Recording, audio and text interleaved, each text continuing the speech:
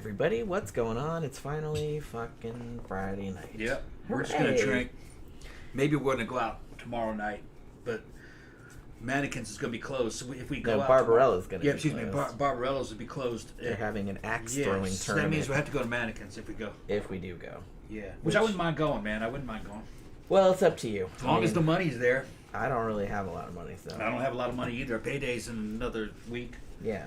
I mean, I got my savings, but I don't like to fucking get into that. My fucking credit cards that's what I mean. are looking. It's like, so credit cards are looking piss poor. I got enough on there, but I'm just saying that if you want to go to Mannequins, that's on you because I don't really care about going there. Past couple of months, we were like on a spending spree. It's not really the same.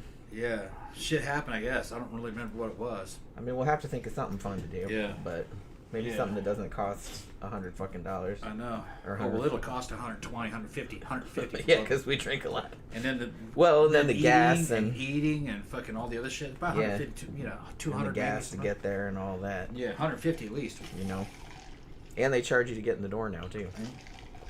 Yeah. They do at Barbarella also. Yeah. Although. When they have the Memento Mori night, they let us in for free. Every time we show up Mannequins, though, they're happy to see us again. Oh, you're back. Yeah. Yeah. I made Tom's mom feel bad last time. Not this Tom. The Tom that owns Mannequins. Yeah, Big Tom. Yeah. Like his mom works the door. Yeah. And the last time we went, she was like, "We haven't seen you guys in a long time." I was like, "Yeah, Barbarella was closed tonight." I was like, "Oh." She got mad. I was like, "Sorry, I'm just like being honest." You know what I mean? It's like normally we would go there on Saturday night, but they were having a private party, so they weren't having the 80s night, so we went to Mannequins instead. But like I said, I'm ambivalent about going there. If you really want to go, I don't really want to spend the money. But if you want to, then we can. It's close. It is closer. It's about 10 miles closer. Yeah, and there is that. So it's up to, I don't know. And we only go sometimes. I have no idea how I'm going to feel. I wouldn't mind it, just to change it up. Yeah. But we'll see how the money looks. It's weird because for some reason I had a strange feeling because we were talking earlier this week. It's like, man, it's getting toward the end of the month and, kind of short on money. Maybe we shouldn't go out this weekend. Yeah. And then I was thinking to myself, man, that's going to suck. But I said, you know what? For some reason, I was like, I bet Barbarella's going to be closed. And then I went on their page and they were like, they're having an axe throwing tournament at the Axe Trap. Yeah. And so they can't do it. And I was just kind of like, how the fuck did I know that? I must be like developing psychic powers in my old age. All right, Zach's in there fucking bitching about getting stood up on Grindr. Yeah, I've seen that. I think it's Grindr. I don't know what his gay ass is up to. Or the equivalent. Go ahead, read what he said and then what they said about, what did he say? Yeah. Zach says, so I've had 3 dudes ghost or block me right as we're about to go on a date or hook up. In the last 3 days, I got some bad juju on me. Yeah. I love that Ben said word got out. Word got out about you. That's right. And the CB... It's possible it could just says, be a stop complete... dating assholes. He's on Grindr, probably. Grindr. Yeah, I mean, it could be that. It's gay hookup. It could be just like a complete coincidence. Yeah. Don't let it get to you too much. Yeah. If it's Grindr, go ahead and confirm that. But I'm going to tell you this, Zach. 1, you're dealing with fucking dudes. And you know how dudes are the worst. Straight dudes, gay dudes, dudes are dudes, and these dudes are visual, okay? They judge you by how you look. What I would do if I was you is you do what I did. Fucking go on gear, man. Get in the gym. Get ripped. It'll get real easy, especially in the gay scene. Those dudes put a premium on that kind of shit. Go in there fucking with a little fucking waist and shit, and a fucking 6-pack, and fucking chest and shit. Arms. Dick. You got a dick. I don't know how big it is, but if you... He's got arms also, I presume. That'd be like a little baby arm. Yeah, you don't know. So, then you'd be a hit, man. That's what I would do, and it don't take long. You'd be in good shape at 18 months. If you lived by me, I'd take you as one of my students. I got that gym right in here. I'll fucking put your ass on. Yeah, we got a whole ass gym. I got a whole ass professional gym now. All the leg machines and everything. Machines and everything. I got machines for booty, thighs, arms, bench. Yeah, I got hip. What's it called? Hip fucking abductor. It can go in or out. And I got a fucking squat machine. You could put fucking 1,000 pounds on that squat machine. And I got a bench, and it's all free weights. Free weights that can go on machines. And that's what I would do. But if you don't have any background in any of that kind of shit, get a trainer. They'll have them at the gym. So, and you make a commitment to go, okay, I'm gonna fucking do this shit for 2 years. And it's not that hard. It's not. People think, oh, I don't want to be in the gym. I don't have time being in the gym all day. It's not all fucking day. Man, 2 sessions a week, an hour session, each session, fucking will yield results in fucking 18 months. You'll see a big improvement. If you go on gear, man, there's a whole nother. And as old as you are, you're at the age where you could go on test, and you should be on test in your mid to late 30s. Be on HRT. That starts off $200 a month. If you do it through a clinic and you learn the ropes, how to do it, you know what normal feels like, and what good feels like. And then a couple of months later, you go off that, get some cryptocurrency, and buy the shit on a good fucking site like Steroidify. Yeah, that gets you anything, and it's good shit, man. PharmaQ company, fucking Dragon Pharma, good companies, and it's a lot more reasonable, the prices.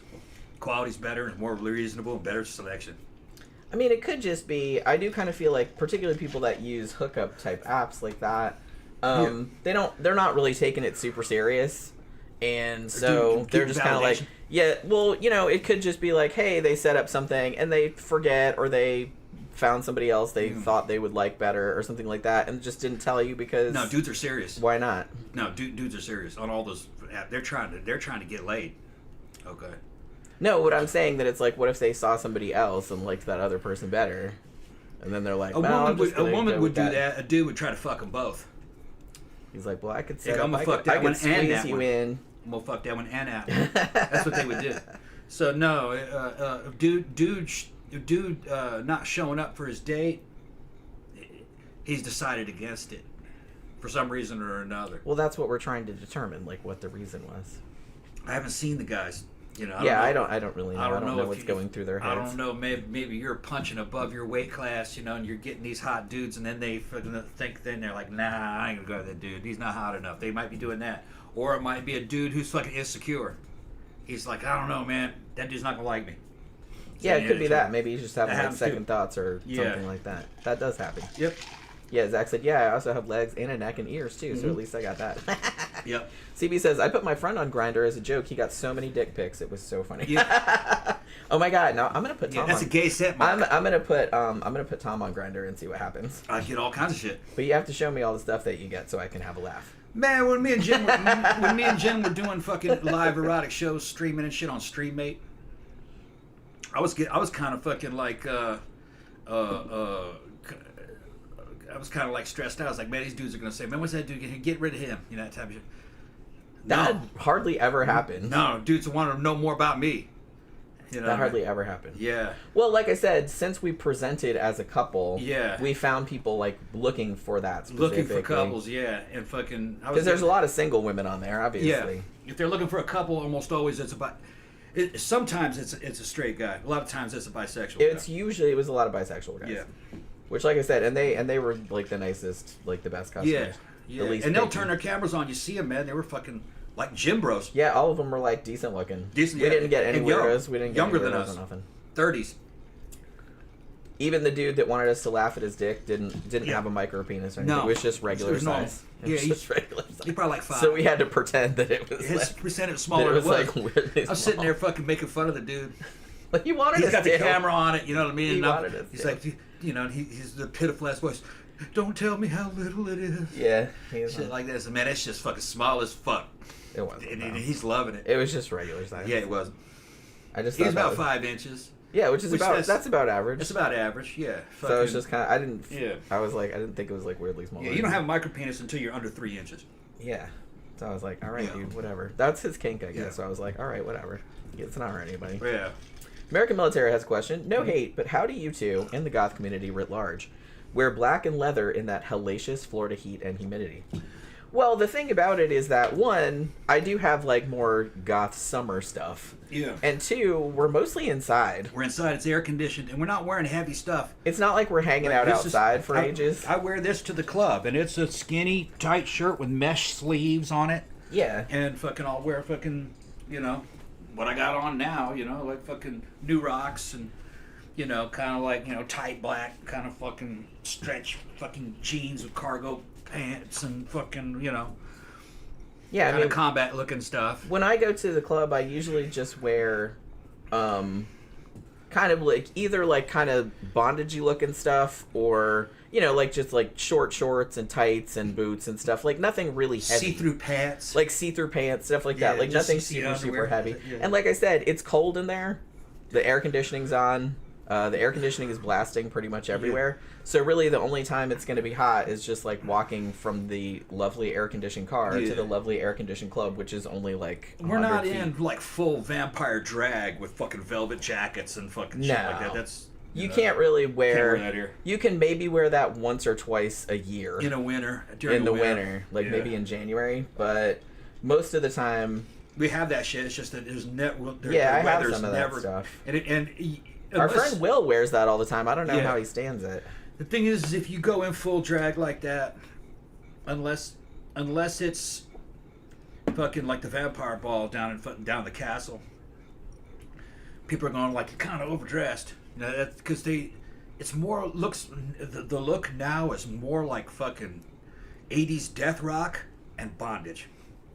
So it's more kind of like. Yeah, they're not wearing much. Yeah, so it's more like see-through stuff, like black spaghetti strap stuff, like fishnet. So stuff that's not real heavy or Victorian or whatever. Leather straps all over you, fucking the girls, and they're wearing fucking stockings with fucking garters and fucking boots or shoes and ass hanging out, Yeah. With the younger they are, usually the less clothes they have on. Yeah. That's why you got to be careful where you're going to have a golf club and who's allowed in there. Because this is not a fucking strip club. No. Okay? Even though these girls, some of them are fucking OnlyFans and shit like that. They're doing fucking online work. Some of them do video work. Most of them are just kind of normal. For all you know, some of them are escorting. Although I haven't seen them show up. I've checked. But well, there was a couple. Well, I know them through other ways, through other means, though. But some dudes that don't understand what it seems like, they show up and they get weird ideas about what's acceptable. You know what I mean? Just because some girl's basically not wearing any clothes, just like a G-string, her ass hanging out, tape over her nipples. It doesn't mean you can touch her. Right. You know what I mean? Well, technically, you're not really supposed to do that at a strip club either. Yeah, it's like you really aren't supposed to do it there. You're going to get your ass punched. Some of these guys might be from other countries or other cultures, and here's the fucking funny thing, man. This happened one night at Mannequins. When it was new, a lot of those girls showed up, and they were just scantily dressed, and the fucking, the Warlocks Motorcycle Club, which is an outlaw motorcycle gang, showed up, and they loved it, and they behaved fucking well. Yeah, bikers don't. They knew exactly don't what concern me. They knew what. Yeah, I'm not scared of bikers. Yeah, and they're considered. They've always been quite chill. That's considered an outlaw motorcycle group. But they knew how to behave in a fucking goth club. One of them came in with his girlfriend on a leash and had her up on a stripping pole, and she looked like she was a stripper. Yeah. That was his. I don't know if it was a mama or his old lady, but he brought her in, had her on a leash. So they're wearing colors and everything. Fit right in. They fit right in. Yeah. They fit right in. And some of those dudes were fucking pushing 60. Yeah. Most of them were 30s, 40s. Like I said, most of the trouble at that place comes mostly from bro types. Bros, yeah. Jock bros. Jocks. Yeah. And jockettes. They're kind of yuppie-ish. Yeah. Yuppie those kind of people. Those guys don't know how to 99.99% of the time, those are the people that cause trouble. They don't know how to act. And they're going to cause trouble as soon as they walk in the door. You can tell from their body language. Throw their weight around in there. They think they can do whatever they want. Because as soon as you see someone walk in the door, you're like, oh no. Yep. And then we're like, okay, $5 says they get kicked out. And everything within half an hour. Everything is over the top. Look at me behavior. Yeah. Look at me. Look at these freaks. I hate that. Yeah. Yeah, and then they'll all, they'll be posting shit on their social media like, we're looking at us with the weirdos. That kind of shit. And I'm just like, yeah, they want to take pictures with you. Like, nah. It's like, you don't want to take a picture of me? No. No. Fuck no. You gotta put that shit on your. Look at these freaks. That's. Do I look like fucking Minnie Mouse? Yeah. Like, fuck off. I set a new trend though, man. I noticed fucking. I set a new trend at Mannequins though. And some of them showed up to that fucking memento. jacked goth dudes are starting to show up. They got one out the fucking mannequins. He's my age. That motherfucker's just jacked, having a good time. He's fucking in his fucking bondage clothes and goth fucking bondage clothes, and I could just tell by the way he was wearing that he's a goth. You know, he was not faking it. He's a goth. But you look at him and the motherfucker was jacked. I said, man, I gotta meet that guy. But I just saw pictures of him on social media. Yeah. He won't be there tomorrow though. He's usually there Friday. Yeah, Friday night is their goth night, even though I don't like the music as much. I could tell he lifts, he's on gear. He's about my size, maybe a little bit bigger. Yeah, so I'd get along with that dude. I'm sure you would. Y'all would just talk all night. Talk about steroids and shit.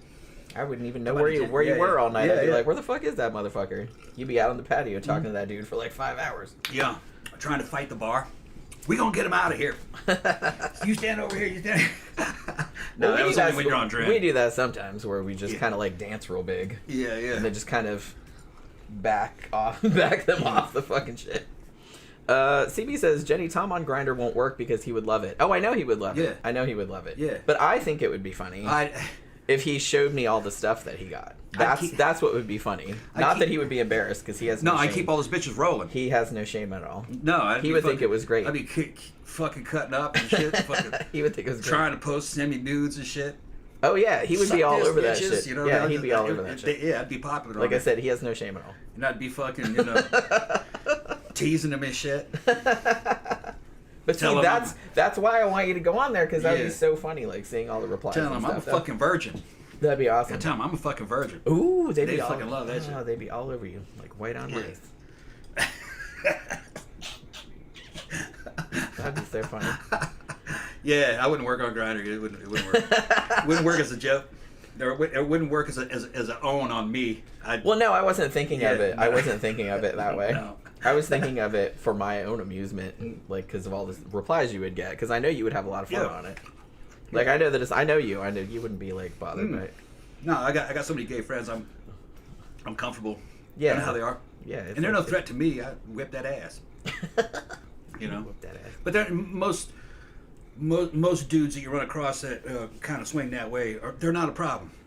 They're not. Most of them are not a problem. They're pretty reasonable. Although any scene has shitbirds. Well, yeah. But they'd still be no threat to me. Like that old strangler. What's his name? That old fucking pervy ass strangler. Herb Bauermeister. Bauermeister, yeah. That dumbass. I'm not the kind of guy that could fall prey to something like that because I ain't going nowhere with these dudes. Well, you should never go anywhere with anybody you don't know. Especially not a little creepy motherfucker like that, Yeah, Zach says it's got summer stuff dark gray instead of black. No, it's all still black.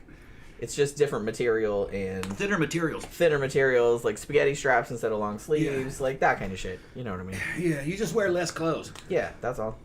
Like fishnets instead of like heavier. That's all. Yeah. And it's challenging because a girl, if she's got an okay body, she looks better in less clothes. A dude, you're going to have to fucking work to look good in very little. You know what I mean? Fucking... You just want to look good in a tight t-shirt. And most dudes don't, especially after 50. So, that's the challenge for a guy in Florida, being a goth. Because you can't hide anything. Yeah. You can't wear that much clothes. If you're dumpy, everybody's going to see it. Yeah, so you either have to not go or just embrace the dumpiness. You embrace the dumpiness, or you hit the fucking gym. Well, that's another option. Yeah, that's what I do. I don't. That's a lot of people don't want to do that. Fuck them, man. They're crazy. Fucking why not reap those rewards? It's not that much work. I mean, people who've never done it think it's a lot of work, but they don't have the proper perspective. That's nothing compared to say like military service. That 12-mile marches with fucking rucksacks and shit, or living outside for months at a time. It's nothing compared to that. You get it over with quickly, and it's not even really that. It's not tiring to me. It's fun to lift weights, and it just you get used to it real quick. It becomes kind of addictive. It's only a couple hours a week. I mean, I don't find it fun, but I still do it because you got to. Yeah. It's just kind of like you got to brush your teeth and you got to wash your ass and you got to do all this other kind of stuff. It's just you just got to do it. You haven't really been doing it seriously like we're doing it now. You haven't been doing it that long. You wait to 18 months when you really start to reap the physical rewards. Jen goes to the club, she gets all these compliments. Okay, like man, you're looking good, you know. You just wait. 18 months, you know, you'll look even better. And then you go, oh, okay, yeah, this. I actually get something out of this. Well, I already know I get something out of it. Yeah. Knowing that you get something out of it and enjoying doing it are two different things. Yeah. well, the thing is, after 18 months, most of the transformation has kind of happened, because that's all what they call the newbie gains, where the gains happen a lot faster in the first 18 months, especially if you're on gear. And Jen's on gear. And then after that, it trails off. Like, your weight doesn't change that much. You might increase only a pound of muscle. But what's changed is like the shape and definition, and you just, you know what I mean? So you start looking better. But in another 18 months, the world's going to look a lot different to you. People are going to treat you different. Even though they treat you well now. It's just have to wait to see when you get there. John Gore said, women are kind of grossed out by male sexuality, and vice versa, I find. I don't really know what he's talking about. I don't know if that's entirely true. I get where you're coming from, but I don't know if that's entirely true or not. I don't know if I'm grossed out by certain aspects of dude stuff, but some of it is not baffling, disappointing, exhausting. I don't know, like something. You have to understand that. But I have known some dudes that were grossed out by women. Grossed out by, like, you know, going down on them, grossed out by periods, like, grossed out by that kind of stuff. Like, that's true. Like, I've found that to a large degree. Not everybody, but I have found that, like, it's pretty common. Women are situational. One guy could do or say something or one guy can do or say something to a woman and she'd go, oh my God, that's disgusting. Ugh. And then another guy could come along and say do the exact same thing, but he's hot as shit. So she goes, oh, he's great. You know. Well, and it might not just be the fact that he's hot as shit. It might be like his whole different. He might have a whole different vibe, the delivery of it. Well, that's part of the hotness. Like the intention of it. Yeah, Right, but I'm saying it's not just like not just looks, hotness. but it's also just the charisma and shit. Yeah, you know what I mean. That's why I know like some incel dudes get all upset. Was like, well, I said the same thing that he said. Yeah, but you ain't him. It's like, yeah, but. It's not just the words, you know what I mean? It's not like a secret code like in a video game and like the same thing will happen like no matter it's like no. It has to do with the person. It doesn't have to do with like the actual words that are being used. Yeah. So, I don't know. A hot celebrity dude can come up and fucking basically do anything, and as long as his charisma level is still high. Oh yeah, he's gonna get a response. No fucking problem. And if Joe Blow comes up to that same woman and says the same thing, she'll fucking slap him. Well, yeah. You know, or she'll just go, ugh, you're nasty. Fullmetal Nosferatu says, Tom, one time at the Cabaret Adult Club in Peabody, some jock began dancing like one of the dancers, and the bouncer said, hey, once you're done auditioning for Solid Gold, get back in your seat. That was pretty good. I wonder if he had that one in his back pocket just for such occasions. And then probably, I wonder if the dude was young and he's like, what the fuck is Solid Gold? Yeah, you probably know what that was. Because that's like some old school shit right there. Yeah. Let me get you another drink? Yeah. Tom made us like, it's like blueberry lemonade. No, blackberry. Blackberry lemonade. Yeah, with a peach in it. With a peach in it. It All also came has a back peach here, in it. so- All from the garden. And also it has booze in it. The booze is not from the garden. The booze is from the liquor store down the street. But it's almost kind of like a boozy smoothie. It's really good. It's really good. Because we're trying to... We have some soda, but he's kind of like, I have all this shit we grow in the garden, and... He's like, I can make all this juice. I don't know why we don't just make juice. It's much cheaper. So, you know what I mean.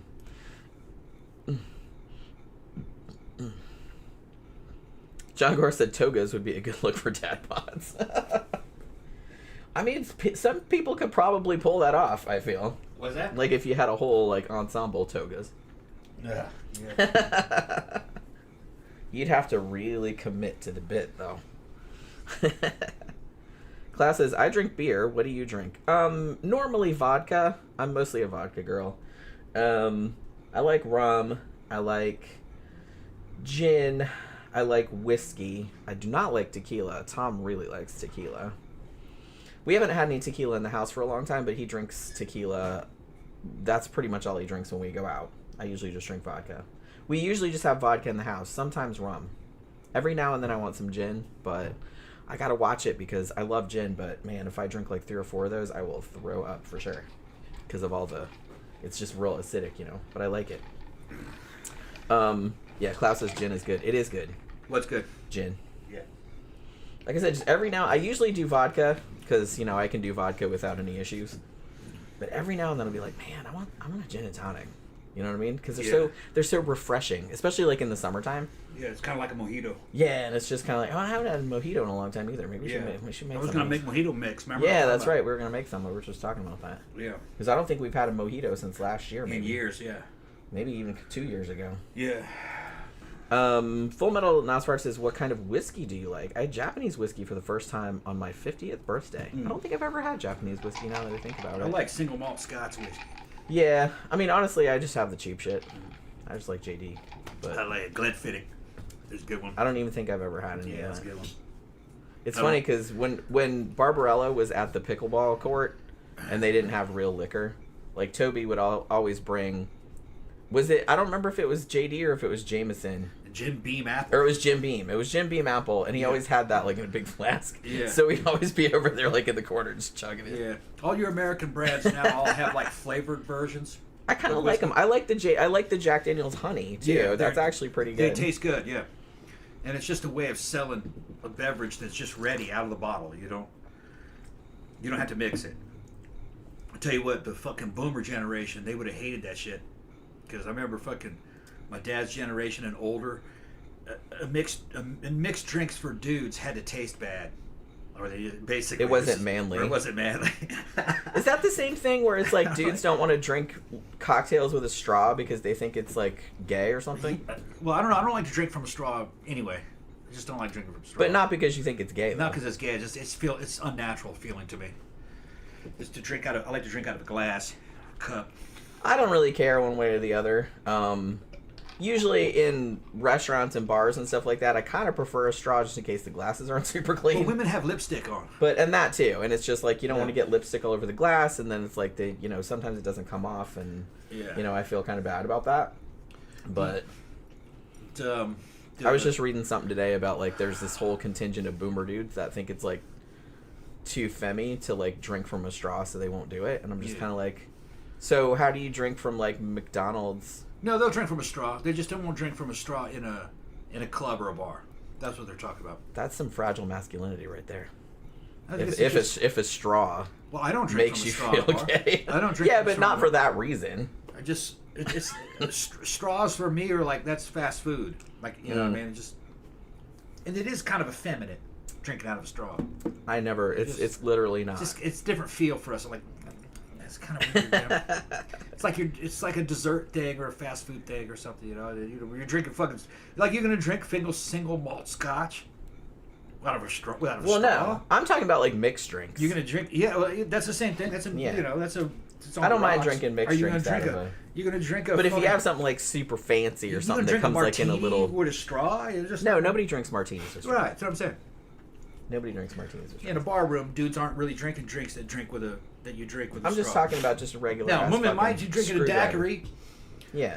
If you're drinking a Coke-based drink, I guess, I don't know. But I think women use straws. Mostly, I think they're in the habit of drinking out of straws because they got lipstick on. Yeah. Sometimes. And like I said, or they think maybe the glass is dirty. Yeah. Dude doesn't care that the glass just is dirty. Just in case. It's manly to get bacteria. Dude don't give a shit. It's got alcohol. Alcohol's killing all that shit. What I was going to say is some of y'all foreigners, foreigners that listen, you don't want to get a bad idea about American beer and American fucking whiskeys and shit like that based upon the whiskeys that you're getting. I've seen some American beer be exported into countries. I don't even recognize that fucking brand. Well, there's a lot of microbreweries. What the fuck is that? Now, yeah, but you taste it's just piss water. Yeah. I've seen that before. It's like, basically Schaefer repackaged. I'm not a big beer girl, honestly. But the thing is that the big American brands tend to be very bulk brands. They're national brands. The United States is big. So they have to make a lot of it quickly. They have to be able to transport it across a large distance. It's not great. And the price has to be low. So it's cheap. I can't even get drunk off that shit. But that's not a good representation of American beer and fucking American whiskeys and stuff because They got a much better shit made locally. Well, yeah, like I said, craft beers. Microbrew really craft beers, yeah. You can get, and there's all kind of good ones. Some of the brands are a little smaller. That are, you know, like Sam Adams. I always like Sam Adams. It's a little bit smaller, a little bit better quality. I put it up there with, you know, quality in terms of like Guinness, you know. And they have a bunch of different flavors. And then they had some American whiskey that I had that was fucking fantastic. I think it was called Tap 57. Does that sound right? Tap 57? Yeah, wait a minute. It was maple flavored whiskey. Yeah. That was so from that good. company I used to work for. Yeah. Distributed. It's Canadian. Is it Canadian? Okay. It's Canadian. Tap 57. Yeah, Tap really 57 good. Or Tap 357. I can't remember. Something but yeah, like the company I used to work for distributed it in the United States. Yeah. And then they had some other American ones that I've had over the honey flavored ones and just. I really do like that honey flavored whiskey. Right, but it's really good. Yeah, but they have good shit here. It's just that the good shit is from smaller companies. Well, I think that's usually the case. Full Metal Nosferatu says, Jenny, my Uncle Bob would love y'all. He's the one that had the Jack Daniels golf cart. Oh, well. Stevie says, Tom and Jenny, what is the most creepy look and fetish you've seen at a goth bar? Trying to think. Nothing shocks us, really. We just go... Yeah, I don't remember anything, like, super standing out. You just see some girls, it's usually girls, you just see some girls that are fucking really just well put together. You're like, man, she did a good job on that outfit. I can't think of anything that I was creeped out by. No, never seen anything. Like I said, everyone's pretty chill. Like I said, the scene here is not tiny, but it's small enough that most people kind of know everybody else or know somebody that knows that other person. But it was like that in Boston and New York. Yeah, so it's just kind of like, it's not like you get some weirdo coming in and you're like, what the fuck is that all about? It's people you know. It's people you know. Yeah. So if they come in looking like super bizarre, you can just go up and go, hey, Jim, what the fuck is up with that? You know what I mean? So if somebody... But I don't remember anybody doing that. Like, I was kind of thinking, for some reason, when you said that, I was thinking about that Wang video about that British guy that was into the inflation fetish that had, like, all those suits and stuff. And then I was trying to remember that if anybody had ever come to... Because we've been to, like, fetish parties and stuff, but I can't really remember if anybody, like, went whole hog and, like, came there in that. And went that, you know what I mean? Like that. Remember that guy that Wang did the video about that was into the inflation fetish, and he held his suits that he would like blow up. Oh yeah. Like that guy. So I was kind of, I just thought of that randomly, and then I was trying to, because I was like, God, there must have been something. I guess maybe I think we brought him up before. He's probably dead by now. But that guy that used to go to the castle all the time, the senator. Yeah, the guy was basically naked. And he would just come in there. Well, he had a cape on when he first came there. He'd always come there.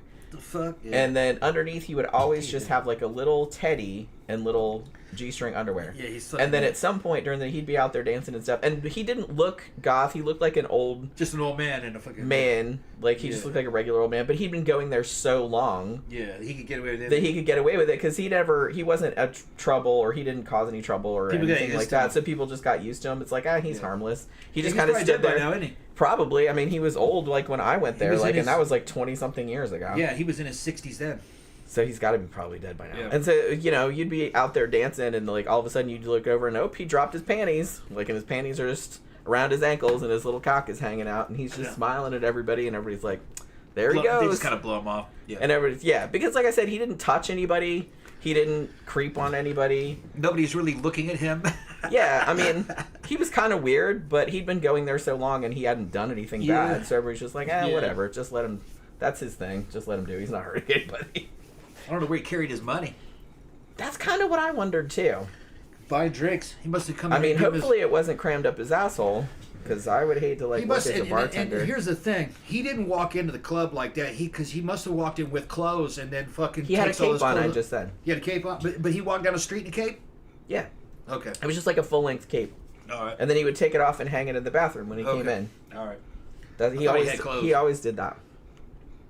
As far as I remember, I think it was always a cape. Every time I saw him. I've only seen him a couple times. Yeah, I used to see him every week because I used to go all the time, like back in the early 2000s, late 90s, early 2000s. Castle's a great place other than the music. Yeah, I love the music, honestly. I didn't even like it back then. It was never really any good.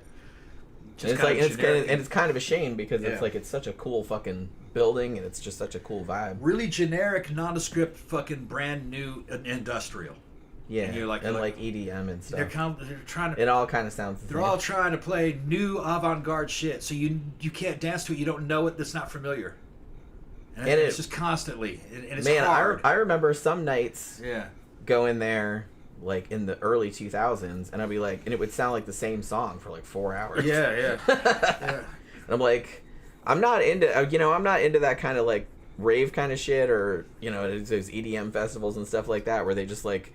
They're all like tripping balls and they're just like listening to one fucking song for 4 hours. I'm not down with that. And the castle. I like a variety. The castle actually, Jen does almost all their promotional graphics and shit. We know all the DJs. Well, for the concerts they do in Tampa. Yeah. And that's what I said. Yeah, but they don't do them at the castle. Okay. Though. Well, some of the DJs are at the castle though, right?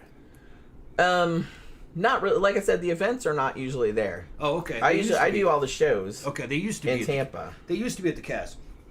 And the shows are usually at New World, or Crowbar, or the Orpheum. So what happens at the castle nowadays? I don't know. I haven't been there in a long time. It's just kind of generic now, or what? Probably. All right. Well, the castle for a while. I don't know what it's like now. We haven't been in a couple of years.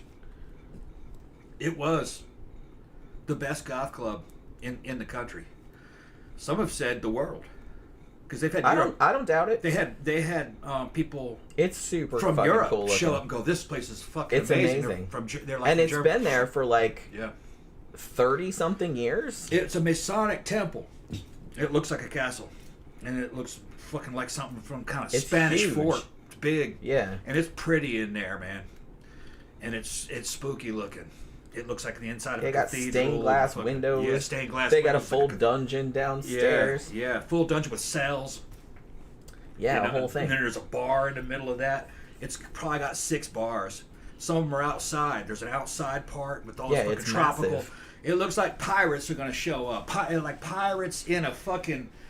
Look like pirates in a cathedral with a bunch of damn vampires. Pretty much, yeah. Yeah, in Disneyland. It's Ybor City. Yeah, Ybor City. Which that has like a huge pirate influence, you know what I mean? They have pirates are going to show up any minute. Every year they have Gasparilla, which is like Mardi Gras, but pirates. Yeah. Is pretty much what it is. It's a huge, huge deal. Yeah. And the castle's a rich club. Multi-million-dollar place. And they got their hands on that when it wasn't really worth that much. Over the years, they built that up into something. Yeah, because like I said, that's been going for... Oh, man, 20, 30 years, huh? At least 30 years. At least 30 years. Because have you guys ever watched Saturday Night Live? Saturday Night Live from the 90s. When they had Goth Talk. Yeah. The fake talk show on there. That was pretty funny. And it had, and fucking it had Cersei Nightshade. Well, they were supposedly in Florida. And they were in Orlando. Yeah. That's the fake show is supposed to be in Orlando on a fucking public access channel. Yeah. It was goth night, and they had in one episode they had I think it was Sarah Michelle Gellar, one girl in it from Buffy the Vampire Slayer. She shows up, she's all gothed out, and she's talking about being at the castle and how much more goth Tampa is than Orlando. Yeah, and they were just fighting on the fucking, and that's actually all based in truth. That was like so funny to us because it's like we grew up here and it's like that's exactly what it was like. Because that was the person that wrote that skit that worked at Saturday Night Live was from Orlando. And it was a guy from Orlando. I was like, they must have been there used to be a huge rivalry between Tampa not so much anymore. Not anymore. But it was back then. And then it was because in those days Orlando kind of had a hicky. It was like hick status compared to Tampa. Yeah. Tampa was a bigger city. Yeah. And not quite as nice as Orlando. Excuse me. Orlando wasn't quite as nice as Tampa. So it was like the Tampa people are like, oh, the ones from Orlando. The hicks and like the Disney people. The Orlando. You know, those people. It's not like that anymore. Fucking downtown Orlando's beautiful. I've been here for probably about 15, 16 years, and it's fucking 4 times better than it was when I first got here. It's fucking gorgeous. It looks like a little fucking Miami now. It's pretty. And it's got a lot more people. I think it tripled in size, didn't it? In the past 15 years? Yeah, like a lot of people did move to this area. Which, yeah, so like I said, they don't have as... Now, I will admit, they don't have as many goth clubs or as many venues as they do in Tampa. Like I said, Tampa has like at least three big venues where like goth bands play. Yeah. And the Castle. Because that's mostly a dance club. They don't really have bands there that much. Yeah. But they do have, and they have Absolution, which is a 3-day goth rock festival. Yeah. They have it every October, except last year because it was hurricane. Most of them are in Ybor City. Ybor City is like Florida's version of the French Quarter. Yeah. It looks like French shit, fucking pirate stuff everywhere. Yeah. It's Spanish, but yeah. But it looks French. You know what I'm talking about? It looks like something from the French Quarter. It's got the old fucking the wrought iron fronts to everything. You know what I mean? The French Quarter looks like that. Yeah. It reminded me a lot, and I used to party at the French Quarter. When I lived in Pass Christian, Mississippi, that's where I went every fucking weekend. Me and my first wife. And then so I know the Quarter. And when I got there, I was like, this is like the Quarter. Yeah. Except better, cleaner, less dangerous. Even though dangerous shit happens there. Yeah, it's not crime free. That's French for Quarter sure. is fucking But mayhem. it's not. Yeah, it's not as dangerous as that. Yeah. I mean, I never had anything bad happen, and I used to go there all the time. I actually used to live there. I used to live 5 minutes from there. I used to live right by fucking Raymond James Stadium. There are multiple killings every fucking weekend in the French Quarter. Yeah. Here, it's maybe like every other weekend there's a shooting. Yeah, I mean, but that's not great, but it's not as bad. We're used to it. It's not great. When you see it on video, I sent Jen a fucking video of the last one that was pretty good. It's understandable when you see it, you know. And people are watching the shooting going down. And then they scream afterwards. You always have the compulsory fucking screaming woman. Ah! And it's like, bitch, what are you screaming for? You sat there the whole time, watched that whole thing unfold, and now you want to scream? Why weren't you running? You know, this fucking crazy shit, you know. So I got a little bit behind. Full Metal Nosferatu says, Jenny, do you like Jack and ginger ale? My uncle loves his with Chelmsford ginger ale, which has an extra cinnamon kick. You know, that would probably be good. I think I've had it before. I like ginger ale, but if it's like too strong, like it gives me really bad heartburn. So, you know, I am willing to like try it. Now, see, Zach does not like the honey flavored Jack Daniels. He thinks it's gross. I really like it. Yeah. Let's see. Full Metal Nosferatu then says, Jenny Tom, speaking of music, although it's not Halloween, if y'all were to have a Halloween party, what would your soundtrack be? Oh man, come on, that's too hard to answer that. One thing I would do, because I kind of feel like when you have a Halloween party, and even like Barbarella does this, like whenever it's around Halloween, it's almost kind of like obligatory that they have to play, you know, they have to play The Time Warp from Rocky Horror Picture Show. They have to play Dead Man's Party by Oingo Boingo. They have to play, what was the other one that I just thought of that fucking... They have to play Every Day is Halloween by Ministry, which I'm so fucking sick of that song because they play that like all the time anyway, like not just Halloween. So, Pet Cemetery by the Ramones. They always play that. So I would strategically avoid those songs and try to just play some more. I don't know. I kind of feel like I'd go in a more stuff that was like creepy sounding but not necessarily overtly Halloween. Although I do like some kind of Halloween themed horror punk, like sort of like Reverend Horton Heady kind of stuff, you know what I mean? My sister sent me this like Psychobilly Halloween mix one year, and it was so good. Like one of the best songs on it was called No Costume, No Candy by the Swingin' Neckbreakers. And it's just like, I don't know why that song just amused the shit out of me.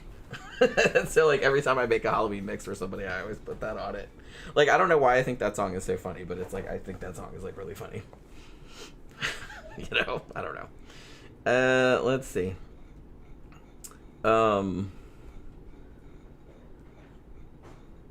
Yeah, Hideout said I remembered that Saturday Night Live skit. I just thought that was so funny because I was just kind of like, man, whoever wrote this like lives here, obviously, because it's this whole.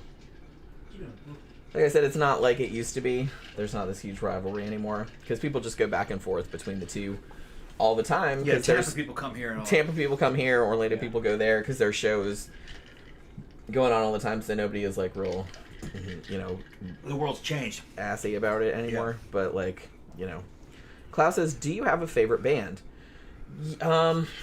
Who's he asking? Both of us probably. Okay.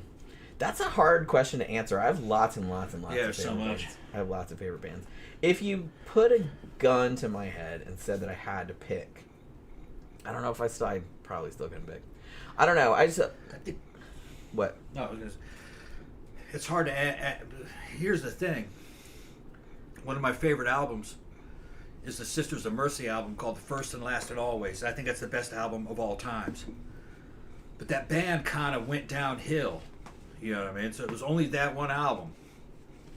I mean, Floodland was pretty good. Was that?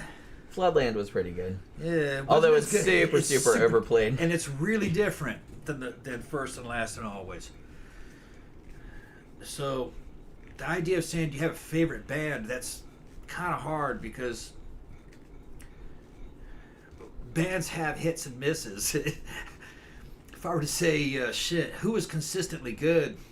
You could say even Gary Newman was not consistently good. He had a couple bomb albums that were terrible, where he tried to do metal or rock. Well, the longer somebody is around, the more, the more likely it becomes that they're gonna suck out loud at one point. But so I kind of feel like, you know, a band like Joy Division, for example, who weren't around for that long, or Bauhaus even, because they were only together for like 4 years or something. Yeah. And, you know, pretty much all their albums were good. The last one wasn't great, but it was pretty good. It was still listenable. I got it.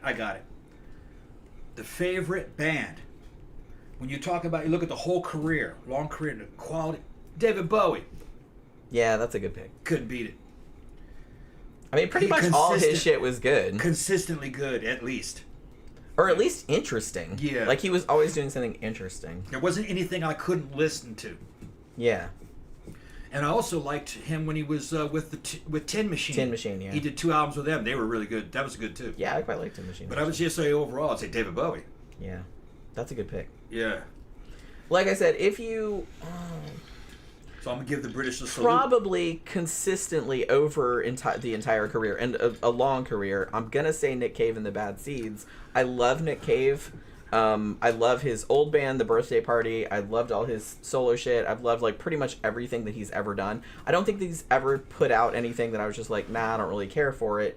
Even when he did the stuff with like Grinder Man and like that old bluesy shit, like that was really good.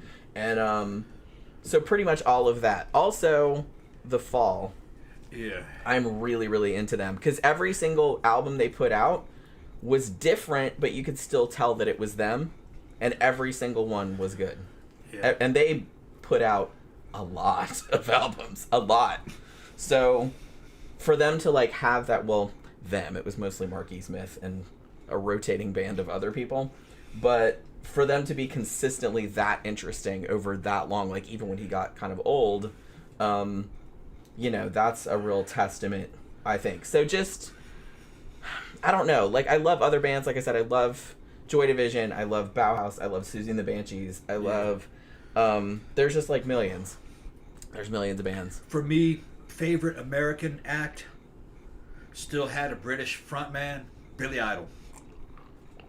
There was nothing that Billy Idol didn't make that I didn't like. I like everything that he did, including the Cyberpunk album, which a lot of people fucking think that it's a flop. I think it's a fucking masterpiece. I thought it was way ahead of its time. And it still sounds good. It was just Billy Idol trying to do industrial. And it was good. It was like Front 242 for the time, or well, no, maybe like more like Frontline Assembly. Yeah. Kind of like that. I kind of like Frontline Assembly. And, I have some of their shit. Yeah, Billy Idol discovering the internet. But that was new back then. I know, but it was still it was a little bit very self-important. It's good, but it's kind of cringe. Yeah, but that's part of it. It was that's why you like it, in a cringe. certain place in time. Yeah.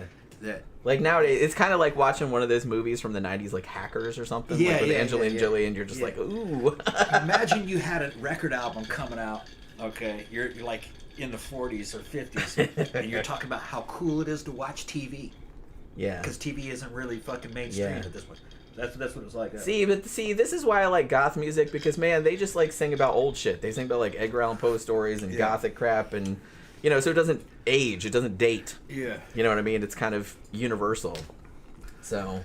Well, the Cyberpunk album, though, was about transcendental meditation, Sure. mind-expanding drugs, the internet, fucking fucking anti-aging therapies, everything, and how big corporations would use fucking data and internet power as fucking like a resource, which he was reading stuff, you know, and he had a lot of people help him on the album.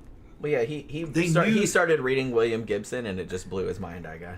Well, I think we had other people too. He also had fucking Timothy Leary. Yeah. Helping him and shit. So it was everybody. It was actually a bigger production, even though he made it at home, like a home studio.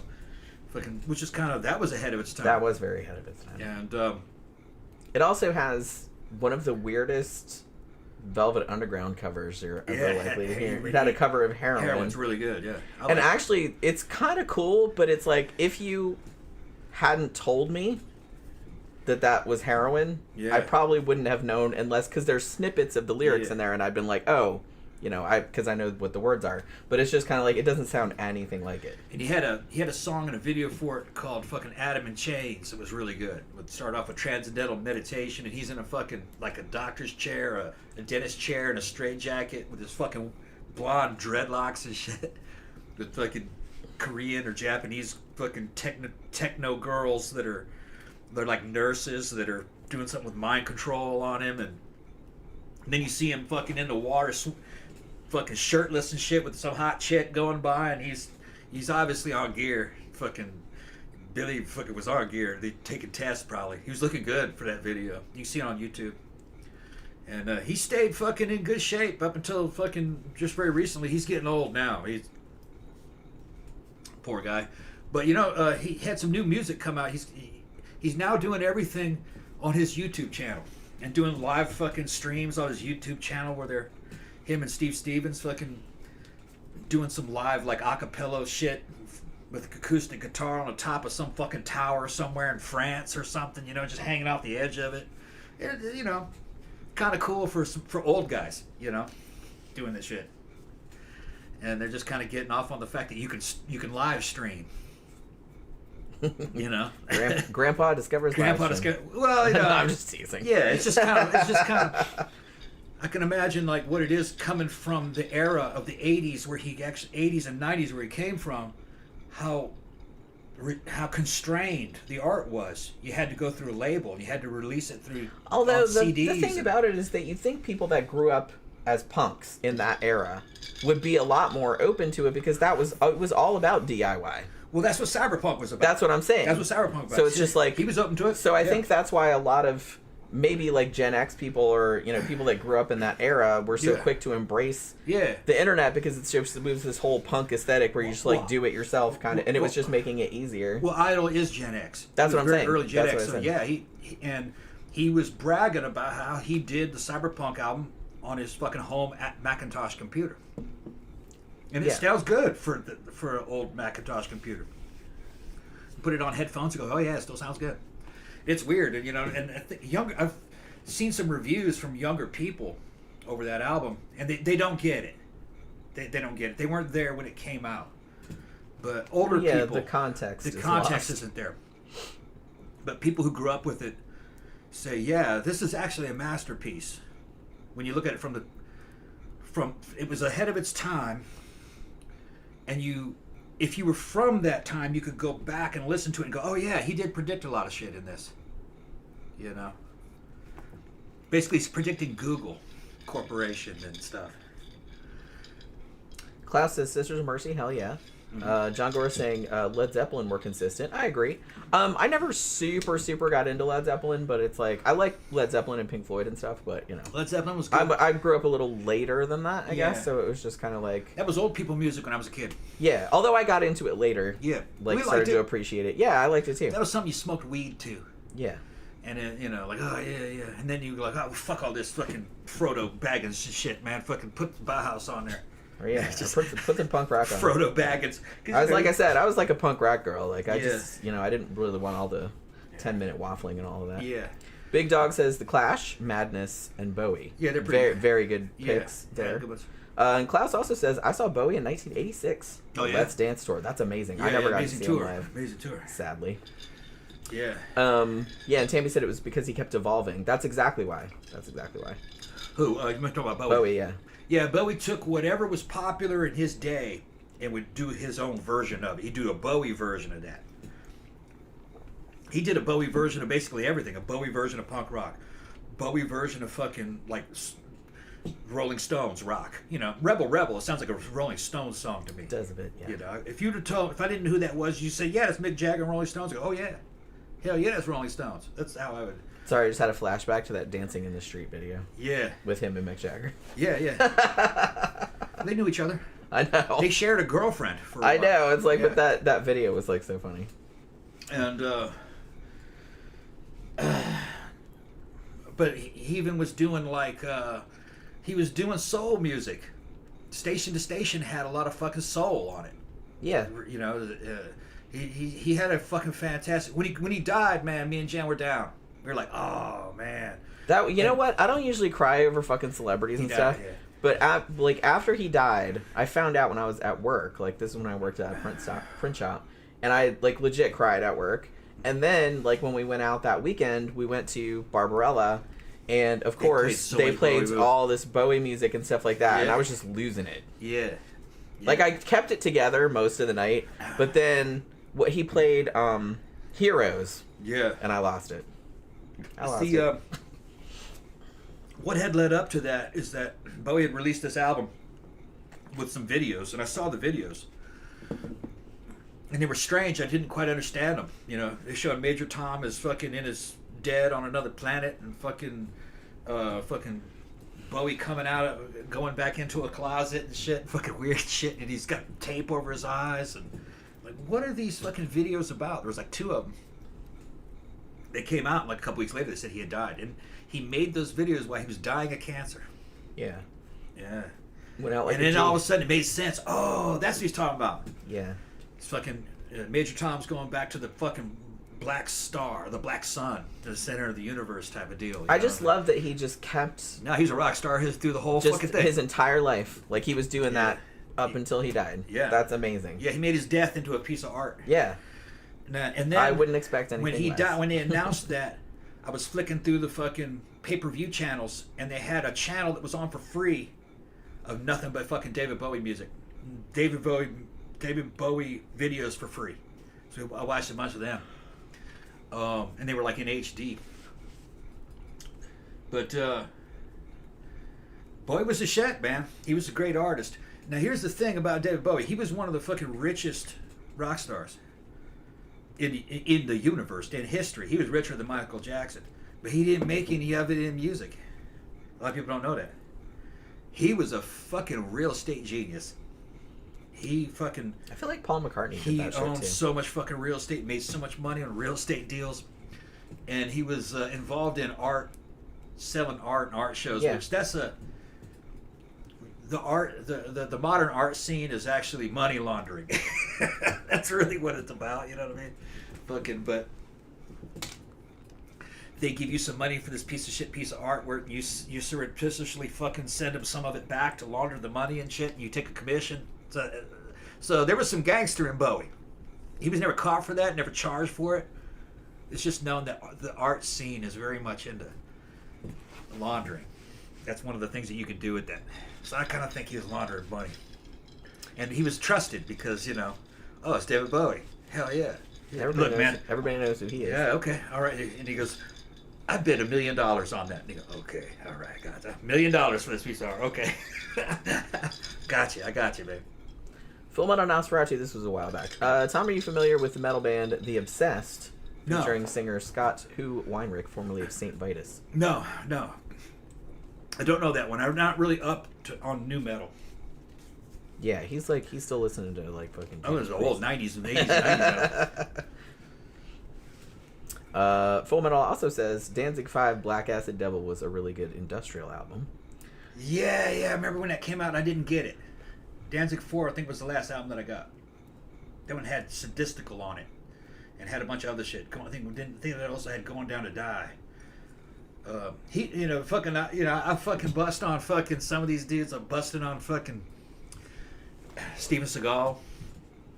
All right. Well, he one time I was to get busted on. And I bust a little bit on Glenn Danzig. But there's a big difference between Steven Seagal and Glenn Danzig. Well, Glenn Danzig can fucking deliver. Glenn Danzig is actually talented. Yeah, he's good. I mean, he's kind of self-important, but he actually can back up shit. Steven Seagal. Yeah, he's a little short dude like me. Got jacked. I don't know what he did. He did something wrong to himself. He fucking looked fucked up for a while. I think he got his hands on GH, growth hormone. Yeah, he probably.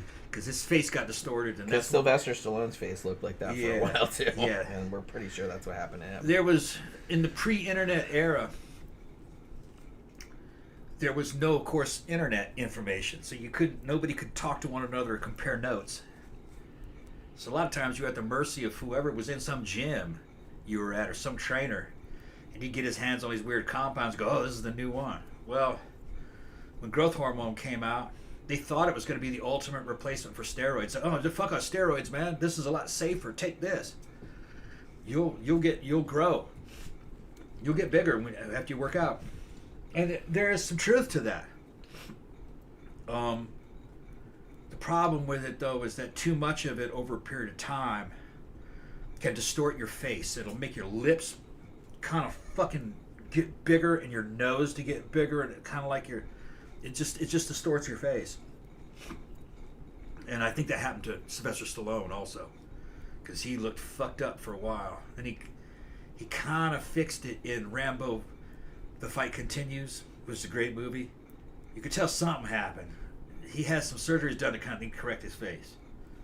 And then a little bit later, he looked normal, better. So I think that he did a couple of series of surgeries to fix his face.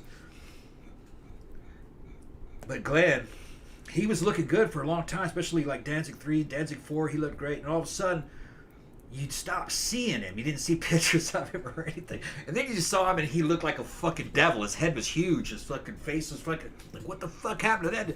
That looks like that dude off of Funhouse. Except he's missing an eye. Because that dude had 3 eyes. What was the name of that fucking monster from fucking Funhouse? Oh, shit. Not Tad. Tad was the one in the fucking jar. Yeah, what was his name? I'll think of it in a second. Yeah, he looked like that. And all I could think of was like growth hormone. Yeah, it grows your whole face so you Grows look like your a big face. potato head. Yeah, yeah. No thanks. I got a big enough face, as Tom keeps reminding me. John Gora says, thing about old DIY punk is that it was very physical. You had to send cash or money order for a self-made tape in the mail. Yeah, that's right. And you also had to do... I remember back in the day, like, having to make zines and flyers and stuff, like, on a fucking copy machine. You had to, like, cut out pieces and, like, stick them together on a thing and then photocopy it. It's like kids nowadays. Kids today, they don't know the struggle. That's funny. I never wanted to say that, though, but that's kind of funny. High Desert says, when Robert Smith dies, I will lose it.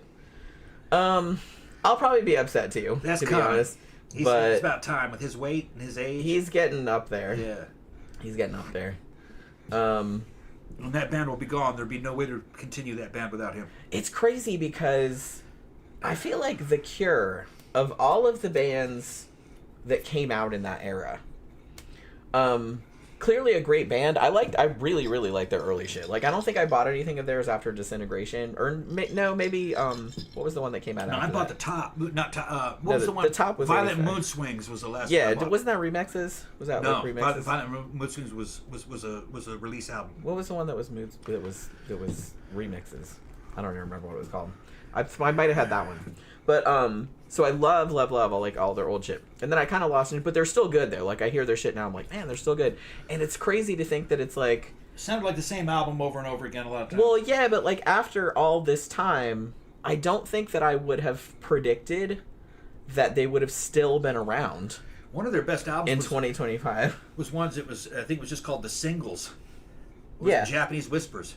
That was called Japanese Whispers. Japanese Whispers had 8 songs on it. Yeah, it was like was also kind of singles, but the one you're thinking of with the old man on the cover. No, it's not what it is. It's a cutout of like an angel in the wind. Okay, that's clouds. Japanese Whispers. Japanese Whispers. But the singles, was the one with the old dude on the cover, and that had Yeah. That had a bunch of songs on it. Yeah, that had singles and B-sides. Yeah, I got confused. The one I'm talking about, Japanese Whispers. Japanese Whispers it only had like 6 to 8 songs on it. It had 8 songs, I think. Yeah, that was a great one. I had it on vinyl. I might still have it. It had the upstairs room. Yeah.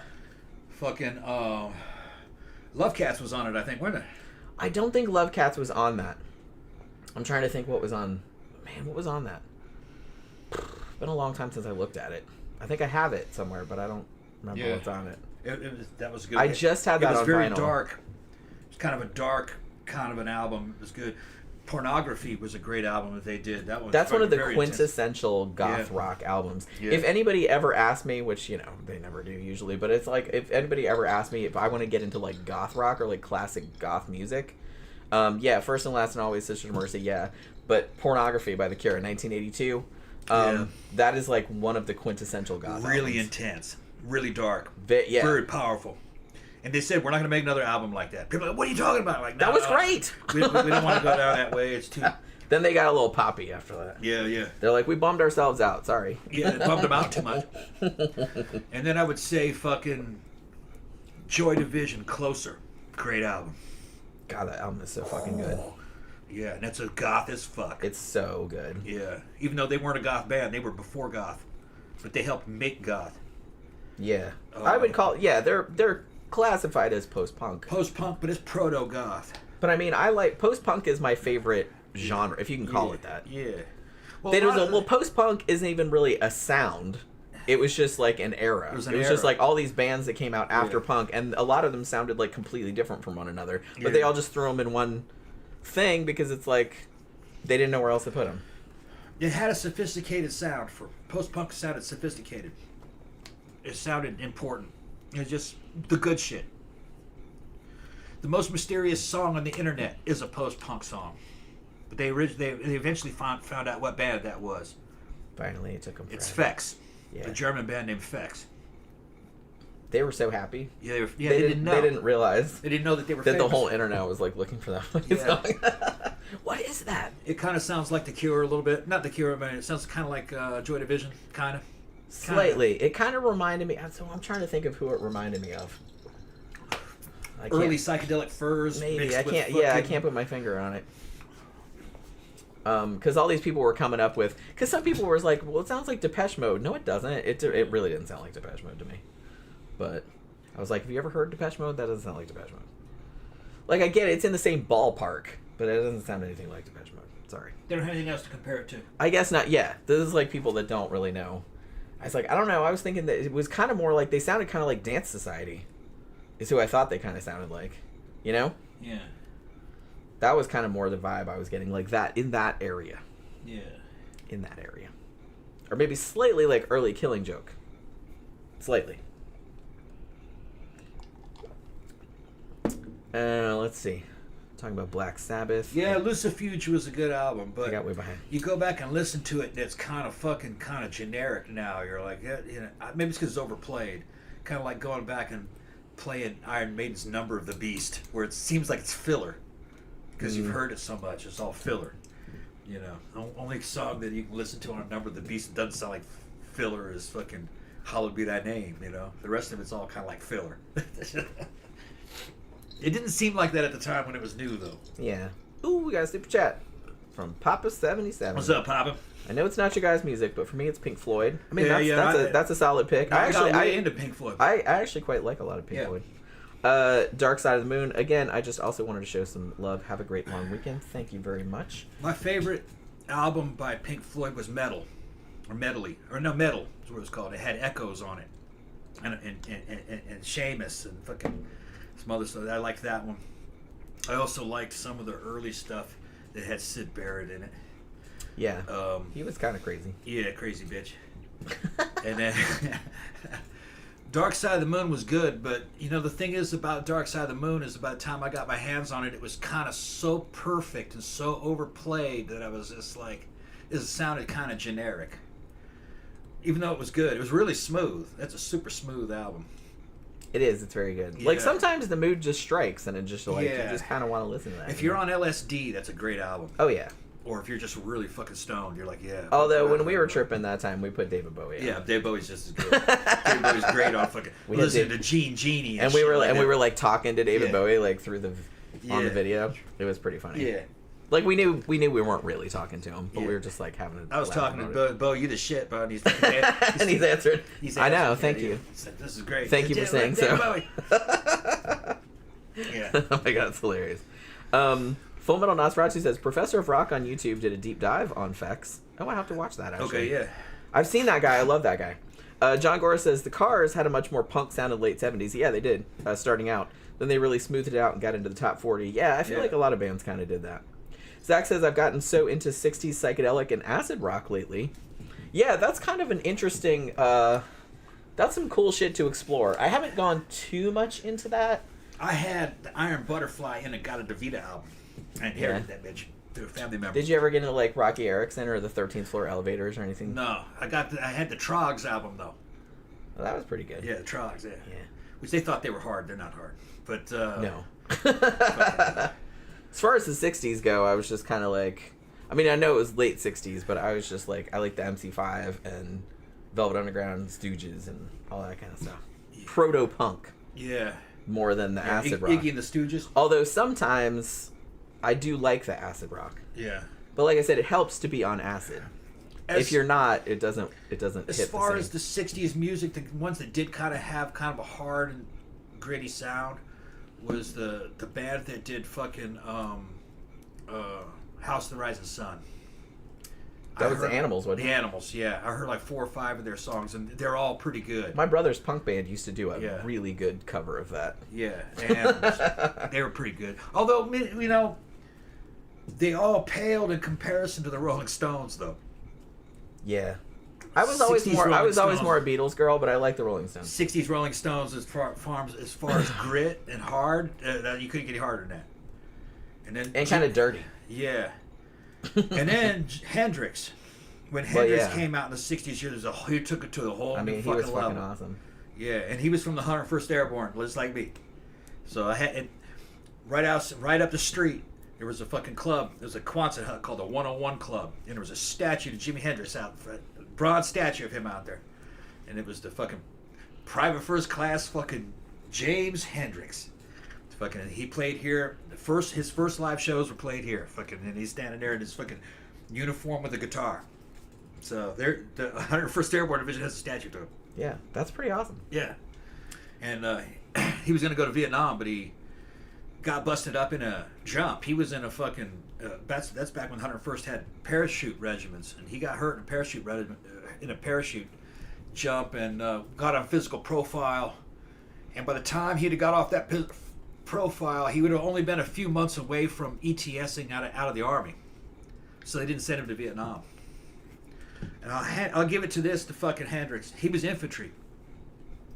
I've seen recordings of him where he's going on fucking like Dick Cavett show and shit. And they subtly tried to get him to talk bad about the Vietnam War. And he wouldn't do it. Whenever they brought the Vietnam War, he goes, "You don't understand what those guys are going through. My heart goes out to them, man. It's really hard on them right now." And they were like, then they started clapping. Okay, we're leaving it at that. But they were trying to get him to say anti-Vietnam War statements, and he's not gonna say that. His fucking unit is over there fighting. Well, and you don't want it to be missing. I mean, you can speak out about the war itself, but the unit members would be like, "Oh, so we're dying for nothing. So we're dying for nothing." So you don't want to do that. So you don't want to do that because it's like demoralizing. Right. I get it. So he was a soldier. American Military 100 says, John Hughes introduced me to the Psychedelic Furs. Imagine my surprise when I found out there was an earlier, darker version of Pretty in Pink. Loved them even more from that point. Yeah, the thing about it is that Pretty in Pink was not recorded for the movie. It came out in 81, like a punkier version of it. Molly Ringwald was a big fan of the Psychedelic Furs, and she, so the story goes, approached John Hughes and said, I love this fucking song. Can we write something kind of loosely based on this? Yeah. And then they asked the band, and they did another slicker version of it for the movie. Yeah. But I've always preferred the older version because it is much punkier. Yeah. That was from their first...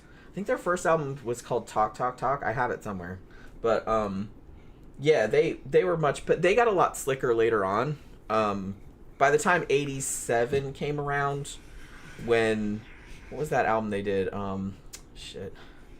Heart something. But they did that song like Heartbreak Beat. Heartbreak Beat, yeah. Which I don't love it. It's okay. It's okay. But I kind of feel like they went a lot slicker. Yeah. Like their early shit is kind of more, is real, like kind of punk and like kind of dirty sounding. It's a little harder. Yeah. There's another related song to that was involved in one of them teen movies. I don't think it was... Midnight to Midnight. That was the name of that album. Yeah. That came out. I had that album and didn't like it. I had it on tape. I didn't like it that much either. Like it. Like I said, it was too slick. Yeah. Because they were because I love the Psychedelic Furs. Now, the song, Don't You Forget About Me, that's not from fucking Purity and Pink, is it?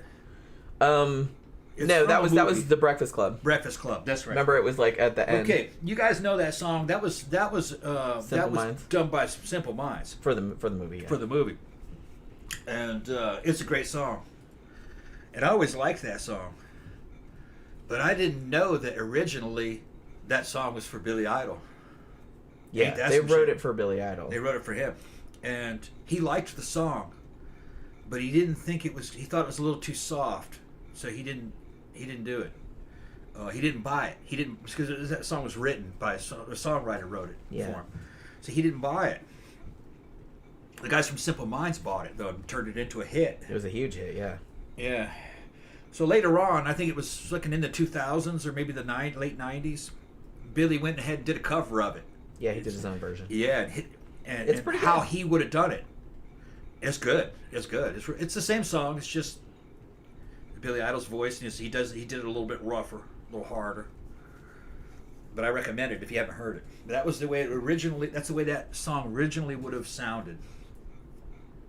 I wonder if it would have been as big a hit if Billy Idol had done it. You think? Yeah. I mean, he was because it was on the back of White Wedding. Yeah, he was huge at that Not time. a White Wedding, excuse me. It's on the back of fucking Dance with Myself. Rebel Yell. A Rebel Yell. Yeah. Especially if it ended up in a movie. If it ended up in the Breakfast Club, yeah. Yeah. Yeah. Because John Hughes had some cool shit, like good songs in his movies. I think I might have first heard the Psychedelic Furs. I either saw them on MTV, like in early 80s, like 81, or in Valley Girl. Because I think the song Love My Way was in Valley Girl, but I think that was 82. Yeah, Love My Way is a great one. So is President Gas. Yeah, that was their second album. Yeah. Which I think is probably my favorite, although their first one is good too. Yeah, the second one is called Forever Now, and that's like every song on that is good. Zach gave us a super chat. What's up, Zach? Also recommend John Martin, a Scottish folk singer, real jazz blues influenced. His album Solid Air is so good. Also Crimson and Clover by Tommy James and the Shondells. Yeah, I love that fucking song. They're good. Joan Jett did a cover of that back in the day. Evidently Billy hooked up with her. With Joan Jett? Yeah. Ooh, I'd pay to see a video. Yeah, he of said that. he hooked up with her and all her little lesbian girlfriends. Whatever that Joan meant. Jett was hot as fuck. Yeah. Back in the day. Oh, She's probably still hot. She still is. She's still hot. She still looks I haven't pretty seen good. her in a while. She looked good 10 years ago. Man, I used to fucking... I thought Joan Jett was so fucking cool back in the 80s. What was funny is that she was a lot younger than people thought she was. She was underage when she was in the runways. Yeah. And people didn't know. Weren't all of them? No, I don't think they had to be legal enough to tour, but maybe they were. I don't know. There was something about her age being inappropriate for the Runaways, but those were American Bad Girls there. Yeah. Yeah, and Joan Jett was cool. Very cool. Cool. She was cool as shit. And she was hot. Yeah. And for her time, she was soft butch. Yeah. And but still hot. Yeah. Yeah, guys liked her, girls liked her. It was like soft butch for the mainstream. Yeah. Which you normally wouldn't see that. She knew how to do it. Yeah. And I think the people producing it got it. They knew what it was. And I think young people knew what it was. But it kind of went underneath the radar of the mainstream. They didn't know that she's a butch. You know, she's a soft butch. But she did date guys. Most soft butches will. You know, but she did both. Any port in a storm, you know. What's that? Any port That's in a the storm. SideQuest here. SideQuest, that's a hard butch right there. That's an ex-army infantry, I think, weren't you? Were you infantry side quest? I forgot to ask your MOS. Zach says, I think Janis Joplin is kind of sexy, but then again, I think a woman with a raspy voice is hot anyway, so who knows? Yeah. I always thought there was something kind of sexy about Janis Joplin, too. Yeah. Jen's got that raspy voice. They all think she's a dude.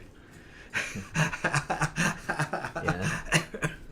Well, that's okay. Kim Carnes had that too, man. Yeah, I'm not bothered by it. It's not that... I don't think it's that No. manly sounding. No, you just don't have It's a little not like mouse I'm voice. going You got a around little like leopard voice. Yeah, that's right. Yeah, you're a leopard. You're not a mouse. I never really wanted a super femmy. She said, no, but I appreciate the confidence. I don't know what you're talking about. She was logistics. Okay. Oh, okay. Logistics. I thought you might have been infantry. Because they allowed females in the infantry in your time, didn't they? I don't. I think they do now. Which, bad idea. But if they can make male standards, I would say yeah. But there would be a very small amount of them would be able to do that. I think they just did that for political reasons. They just wanted numbers in there. Wasn't that Leonard Cohen song, Chelsea Hotel on Number 2? Wasn't that about Janis Joplin? I don't know. Like where he was talking about her sucking him off on the bed in the hotel room and all this other kind of stuff. I don't remember. I heard that was about Janis Joplin. I'm not really sure. Sucking and him how off she on the was. bed? Yeah, it's a good song. It's a great song. Huh? He said Klaus said we're on fire tonight. All right, we're like talking about music, which is one of our favorite things. Like talking about music, talking about horror movies, talking about porn. Those are probably like, and food too, I guess. For you people that are not in the chat, SideQuest, she said that during the time she was in, they were thinking about they were debating letting women in on the infantry, but they hadn't done it. But what they did do during her time is they let them into tank crews, armored crews. Yeah, I would think that. I don't think that women would have any problem being on an armored crew. Because you actually want somebody who's small in an armored vehicle. So you can turn around real fast in there and fucking load, especially the loader.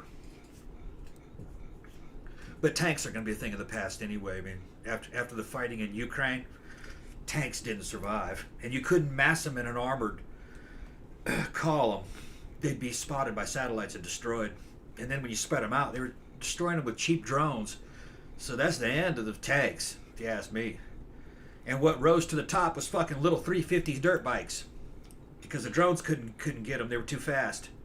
And instead of having everybody in one vehicle that you can destroy, you just break them up into all these little motorcycles, so the drone can only destroy one if they do hit, and everybody else survives. So it's going back to the way it was in the early 1900s: motorcycles, horses. None of the vehicles have survived. Just a waste of money. $4 million piece of equipment destroyed by a fucking $1,000 fucking drone that was bought off a fucking shelf, and they just put a fucking RPG round on the front of it and run it into shit. Zach says, "Oh, I love Leonard Cohen. He was hot as fuck." Yeah, I also love Leonard Cohen. I have like a whole bunch of his stuff. He was fucking awesome. Big Dog says, "Porn and horror, Rabid with Marilyn Chambers." What a great fucking movie that was.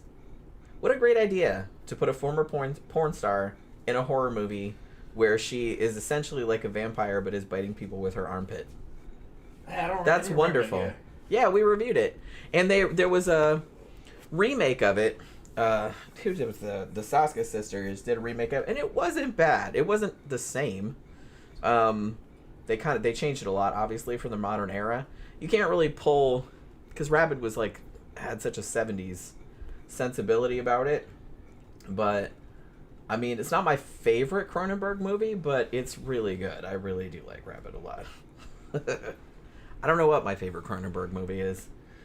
Probably Dead Ringers, but I don't know. They're all fucking good.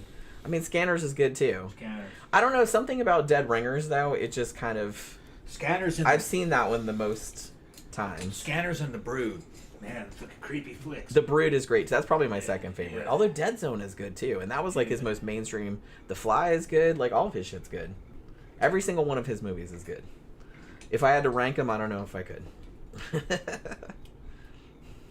For some reason, I'm not getting power. All right, I gotta pee. All right. I gotta pee. Not getting any power to my fucking tablet. Well, which means I'm gonna lose my shit here in a minute. Uh-oh. Yeah, because it's... Hold on. I'm gonna have to get my other tablet. Hold on 1 second. I'm going to get my other tablet.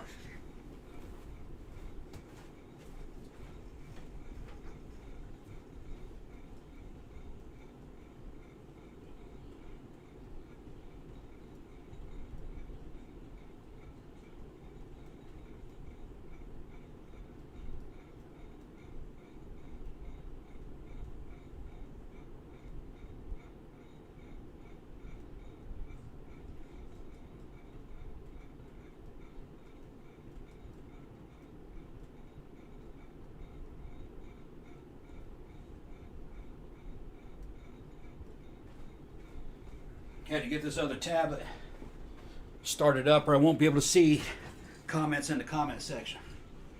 I had one dude I've noticed commenting. This is months back. He's like, "Look at that dude. He's not even paying attention. He's looking at his tablet." No, I was looking at the fucking comments.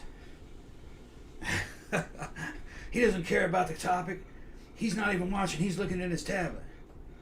They always got some fucking motherfucker worrying too much. Who's worrying too much? No, this is months back. Somebody in the comment, somebody left a comment on videos. He doesn't care about the topic. He's just looking at his fucking tablet. As I was looking at the fucking comments. Yeah, he looks at the comments on his tablet. I'm working when I'm doing that. I'm like fucking Spock looking through that little fucking thing. You know, fucking the old Star Trek. For some reason. Okay, Yeah, I got power now. Okay.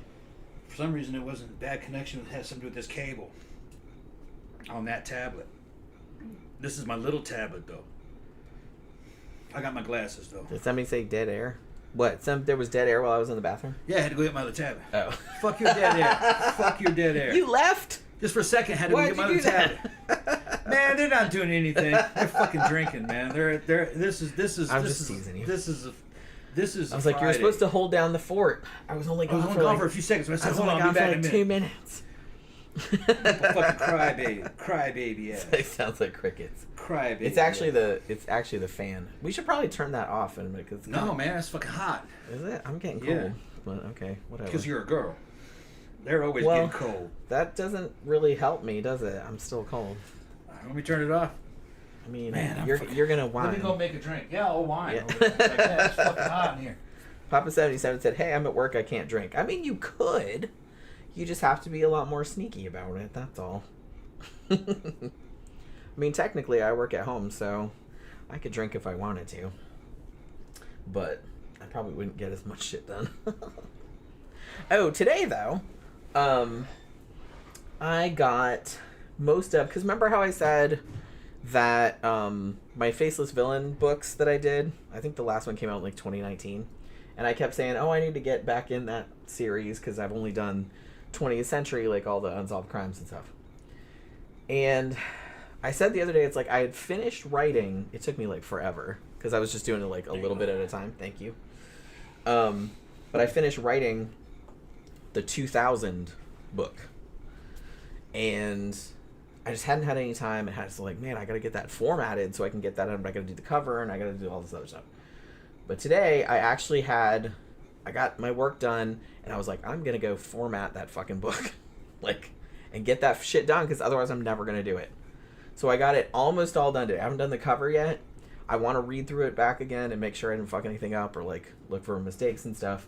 But I'm kind of hoping to have it up next week sometime. I don't just like the audiobook. That would probably take like a lot longer, obviously. But the print and the ebook, hopefully it'll be up by next week. And like I said, it ended up being, and it's only from Unsolved Murders from the year 2000. And it ended up being almost 200 pages. What you doing? Hey? So see, if I had done another 20-year thing, that thing would have been like as thick as a fucking dictionary. So I think I made the right decision, deciding to do them just like a year at a time. You know what I mean?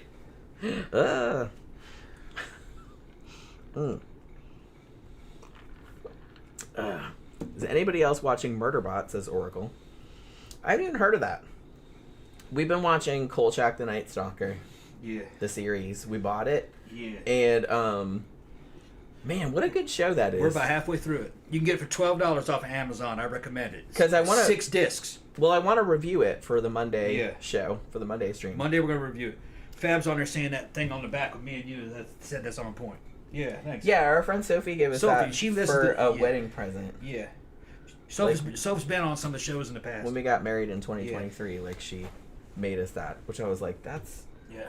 My mom thought that was kind of awesome, too. I mean, I think she thought it was kind of weird. Yeah. We're dead. Well, it's like a till death do us part thing. I think she got that, so I don't think she thought it was that weird. But it just fits the motif. It's got a gothic motif. Yeah. Yeah. It's funny. Well, because on Mother's Day, my mom came to our house. She had never been here before. Not this one. Not this. She'd been to our old house like many years ago, but she'd never been here, and so she'd never seen my tricked out office. Yeah, she's like, man. And she was just like looking at everything in here. Yeah. I was like, man, my daughter is so fucking weird.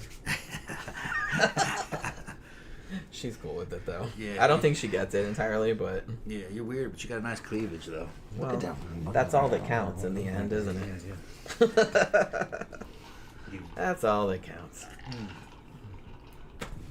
Why is that all that counts? What are you talking about? What are you talking about? No, I said that's all that matters is having nice. You're so full of shit. Nobody cares about your other shit you do. Stop it. Full Metal says, Jenny, thank you for your shout out to Brandon and Marina last week for their graduation from Montserrat Art College. Well, you're very welcome. I replayed the shout out for them, and it was put a big smile on their faces. Aw, that's awesome. Papa said, did you guys watch the Fred and Rose West doc on Netflix yet? You know what? We were going to, and then we realized that we don't have Netflix anymore. I think Tom was paying for it, and he's like, I think I stopped paying for it, or because we never watched it. So I don't know. I might turn it back on for a little while, just so I can watch that. And just whenever Wednesday is coming out. When is the new season of Wednesday coming out? I don't know. Because I kind of want to see that. More's coming out? Yeah, season 2. So I kind of want to see late. that. What about the next season of fucking Fallout? That first season That's not on Netflix, though. That was on Google or something, wasn't it? No, that was... Google? What are you talking about? What was that on? I thought that was like on Google. No. What do they call that shit? What the hell was that on? It was either on Prime or Max. It was on Prime. Yeah. I think it was on Prime. But yeah. Yeah, I thought Google had their own channel, their own app, Google Play or something, or I don't know. I don't know what I'm talking about. No, you don't. It was something that we had. We already had it? I thought we already had it. Unless it was Paramount Plus. But see, I don't remember us. It was one of the smaller ones. I don't think it was on fucking Amazon. You guys drop in the comments if it was on Amazon. Yeah, what was Fallout on? Yeah. Maybe it was Max. Maybe. I have Max through my phone plan.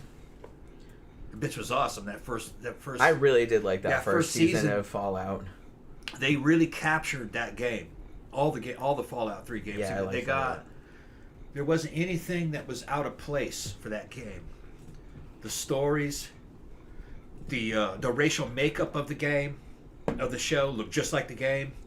Everything about the game was just like, everything about the show was like, that's how it is in the game. The tone, everything. It was just fucking perfect. Walton Goggins was like fucking amazing in that. Yeah. Yeah, SideQuest Era said it is on Amazon Prime. It's on Amazon Prime? Okay. When's the second season? I knew it was something that we had already. I remember when it went off, I asked him, after I watched it, I says, when's the next season coming out? It was like some impossible fucking date in the future. It was like, they're like 2 years from now or something. Like 2 years or some shit. But that was a while back. Yeah. And it'd probably have more episodes. I would think, because I thought it was like pretty successful, right? Like it got really good reviews and stuff. I think it was a hit, yeah. Because it was good. Yeah, Goggins playing that fucking... He's awesome. Zombie. The fucking, the ghoul. Playing that ghoul character. That was pretty good. Yeah, he was like an Old West type bounty hunter. Like something out of fucking Fallout New Vegas. He was like out of that game. Yeah. But I was talking about Westworld. Like, I've heard from everybody that series is really good, and I have been meaning to watch it, but I just never got around to it. I heard only the first season was good, and then the second season sucked, and that was the end of it. Because I loved the movie from the 70s. And even, you know what? Remember we reviewed the sequel, which I forgot even existed? Yeah. What was it called? Future World? Yeah, it wasn't any good. It was alright. I didn't love it. I mean, the first one was like so much better. I think shows like fucking Logan's Run knocked that kind of shit out of the fucking running, and then Star Wars knocked Logan's Run out. Yeah. We've been also rewatching the old Logan's Run TV series too, which we reviewed a long time ago. Yeah, I got it on Blu-ray. It's good. Yeah, it's super fun. It's fun, yeah. Although some of the same writers that's in Star Trek and yeah. Twilight Zone. But as I said, the last week in the evenings we've been watching Kolchak episodes. Because I had seen the two movies, but I had never seen the series.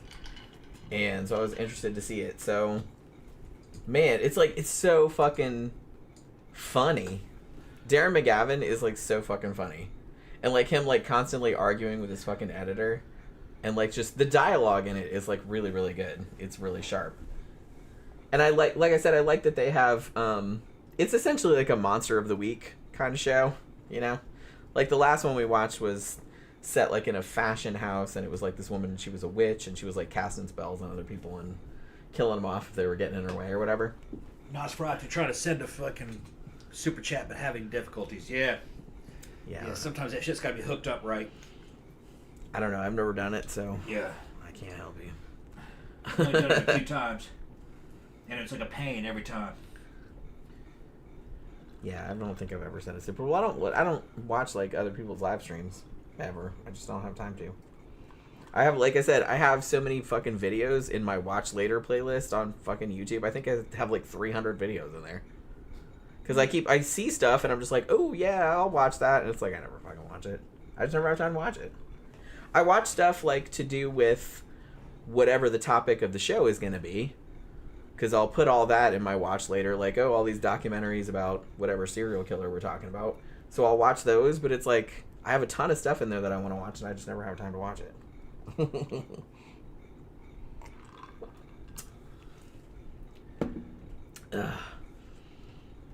Zach says, that's another song that gets stuck in my head, Hurdy Gurdy Man by Donovan. Man, didn't like the Butthole Surfers do a cover of that?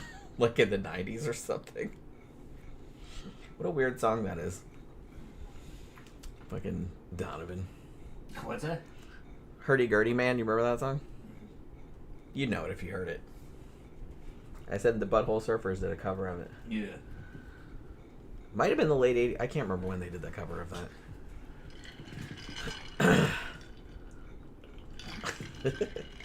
Zach said it's weird, but I love it. Yeah, I mean, you know. That's fine. That's fine. CB says there was a good documentary about fetish and how it develops on Netflix, but I don't know if it's still on there. Yeah, I'm just going to have to bite the bullet. And hey, did they do like a 7-day free trial of Netflix? What's that? Don't most streaming services give you like a 7-day free trial? Something like that. Maybe we should just sign up for 7 days and just like watch all the shit and then turn it off again. Watch what? Just like the Fred and Rose West thing, because I did want to see that. Oh, yeah. And whatever else is on there. You don't have Netflix? I used to, but I turned it off too. Yeah. Because I have like a million other... Because I have my own Amazon Prime.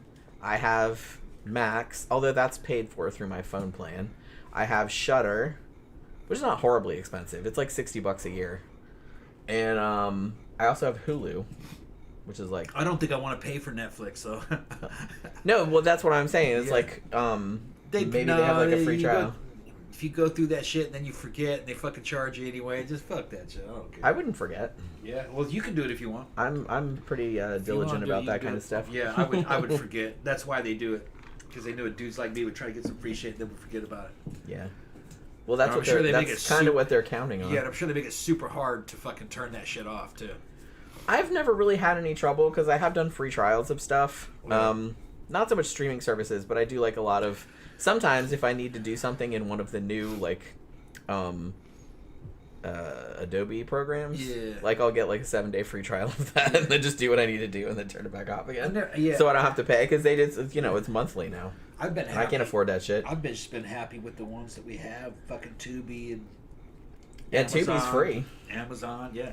Tubi is surprisingly... There's a lot of shit on Tubi. Especially if you like horror. They have a fuck ton of horror movies. Old horror movies. And a lot of them are good. They have a lot of classic ones. Yep. If I want to pay for something, I'll just buy it off of Amazon. I mean, there's commercials and stuff, but who cares? Yeah. It's not really that... They don't cut anything or nothing. I don't really mind commercials if I don't have to fucking pay for it, you know what I'm saying? CB said, no, Netflix stopped doing it because of people canceling and signing up again to avoid paying. Well, that's obviously what everyone's going to do. It's like, I just want to see this one thing. I don't want to fucking pay for it forever. You know? They make their own programs, and half the time they fucking suck. You know, I mean, it's just content. And, you know, they're going to go the way they knocked Blockbuster out of commission, and eventually they're going to get knocked out of commission like Blockbuster did. Well, the thing about Netflix was that it was at the vanguard, right? Like, it was the first streaming service. Like, everybody had it. Yeah. But now that everybody and their mama has their own streaming service, you don't need them. Like, now there's so much competition. Yeah. You know, they do have a lot of good original content on there. Like I said, if they put out another, season of Stranger Things or something like that, I'd probably sign back up to watch that. But, or Wednesday. Because I liked that a lot. But, Yeah, because you really only have to rent for a month or so, and you can watch all that shit. And you just watch what you want to watch, and then turn it off. And then turn it off. Because as far as, I'm a horror girly, so it's like Netflix has never been super good at horror shit. Like, they don't have a lot. They'll have a smattering of horror movies, but it's usually kind of more mainstreamy ones. They don't have anything old. They don't have anything I don't know, controversial or sleazy or anything like that.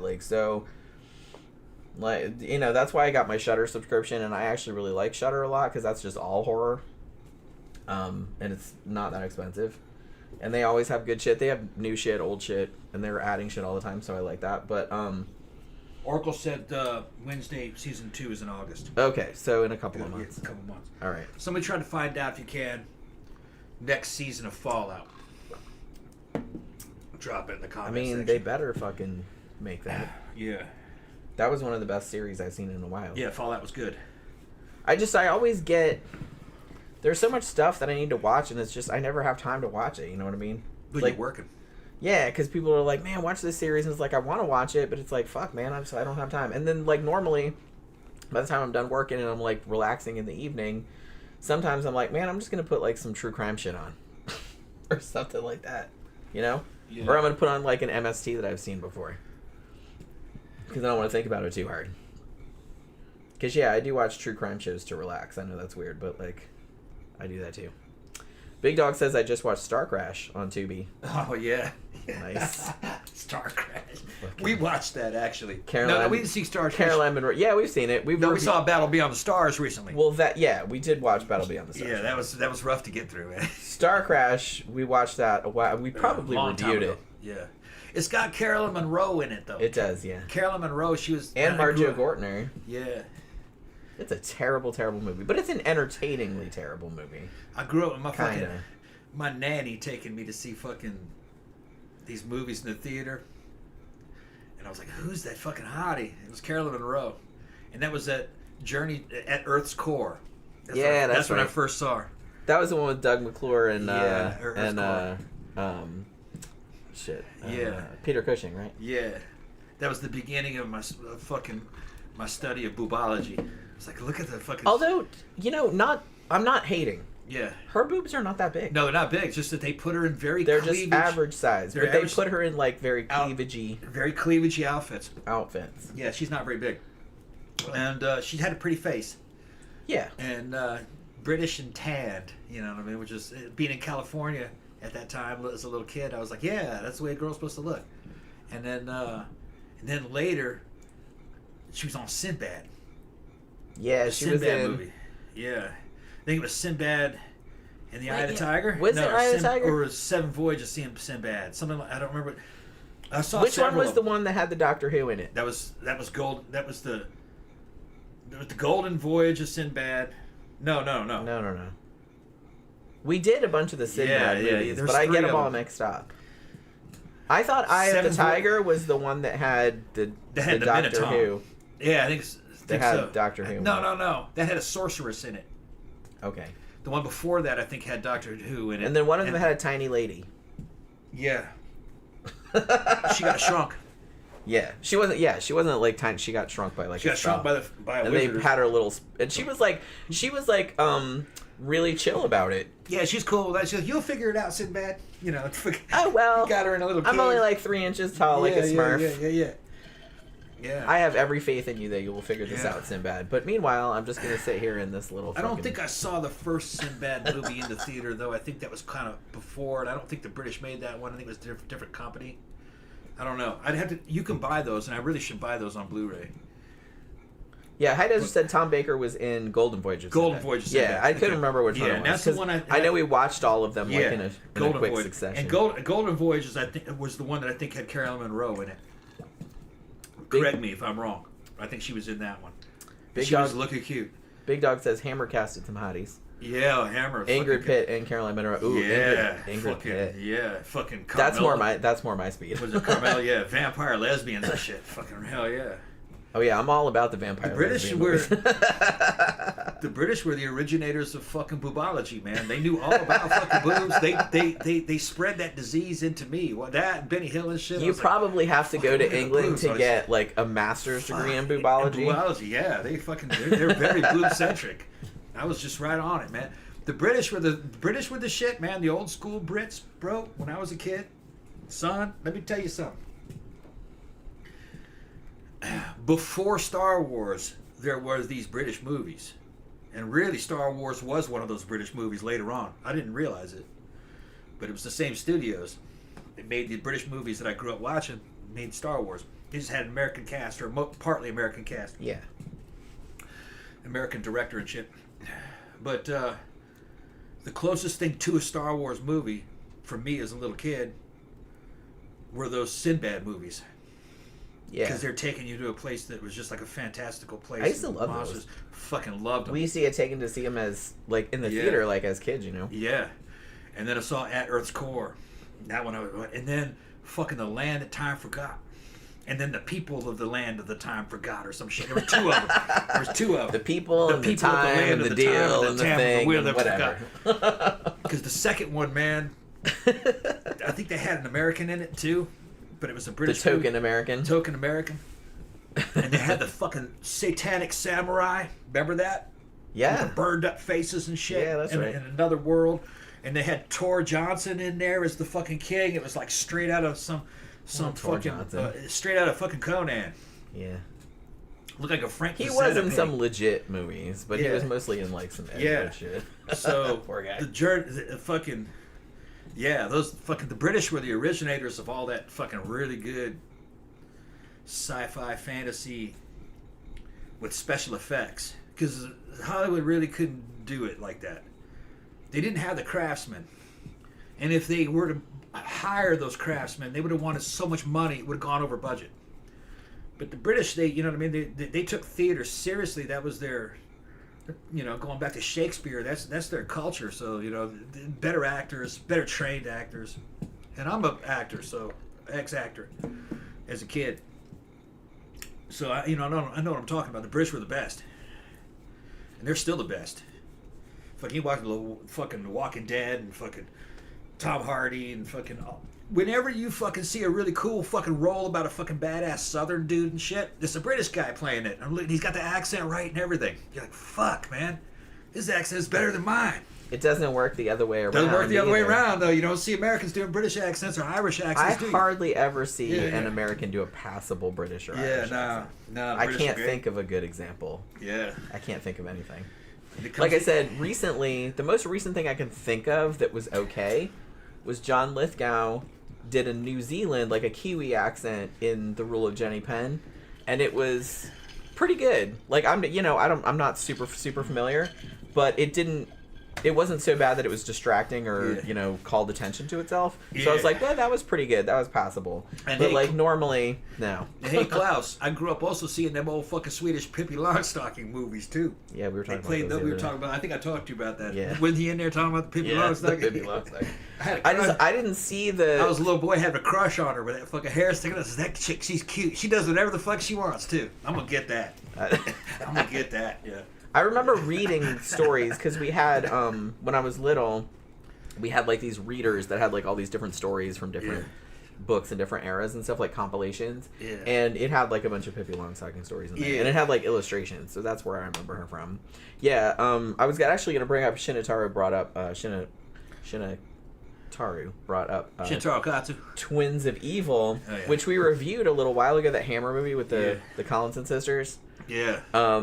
We were just like dying because the whole movie they were just kind of like, "Hey, what's up?" Everything's like about you gotta give the camera a better shot. Give the camera a shot. And I was like, "Oh my god, that's awesome!"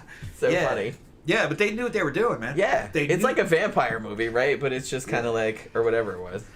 Movies from that era, especially the British movies from that era, were honest about what it was they were trying to do. They were trying to get fucking the asses of young men into the seats of the blood fucking theater. Tits. Come on. Yeah, exactly. You know you want to see that. Exactly. I mean, a lot of girls like Janet show up too. You look at the boobs on that shit. I do want to see that. I would also want to see that. Yeah, hell yeah. It's not just dudes. It's not just dudes. I also want to see that. I would rather see that than dudes. Than naked dudes. Yeah.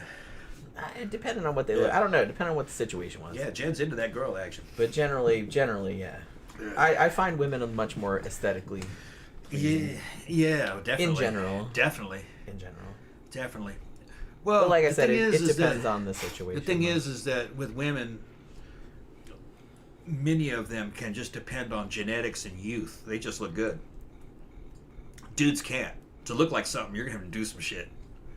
Well, women have to do shit too. It's just that... It's just not the same things that a dude has to do. Because a lot of times... Dude, you're gonna have to either get real fucking skinny and look like gaunt and fucking like you're on heroin, or you're going to have to fucking kind of get jacked. Or you're going to have to be kind of like something in the middle. You know, but you're going to have to do something. You can't just be some fat dude and be sexy. A fat girl can be sexy.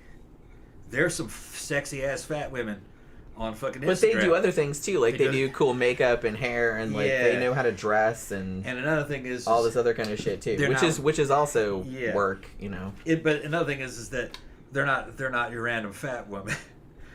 They got good faces, and they carry the weight in the right places. You know what I mean? So they still kind of have a thin waist. So it's a big girl with big ass and hips and fucking big boobs, but she's got a good waist on her. When you look at the proportions, it's bigger than a skinny girl's waist, but the hips and the boobs. Yeah, it's the proportions. It's proportions, right? Sure. Not all women carry weight that way, so you got to hand it to it. There is a fat pretty. It's just that's rare. Yeah. And Jen's seen my fucking Instagram feeds, bodybuilders.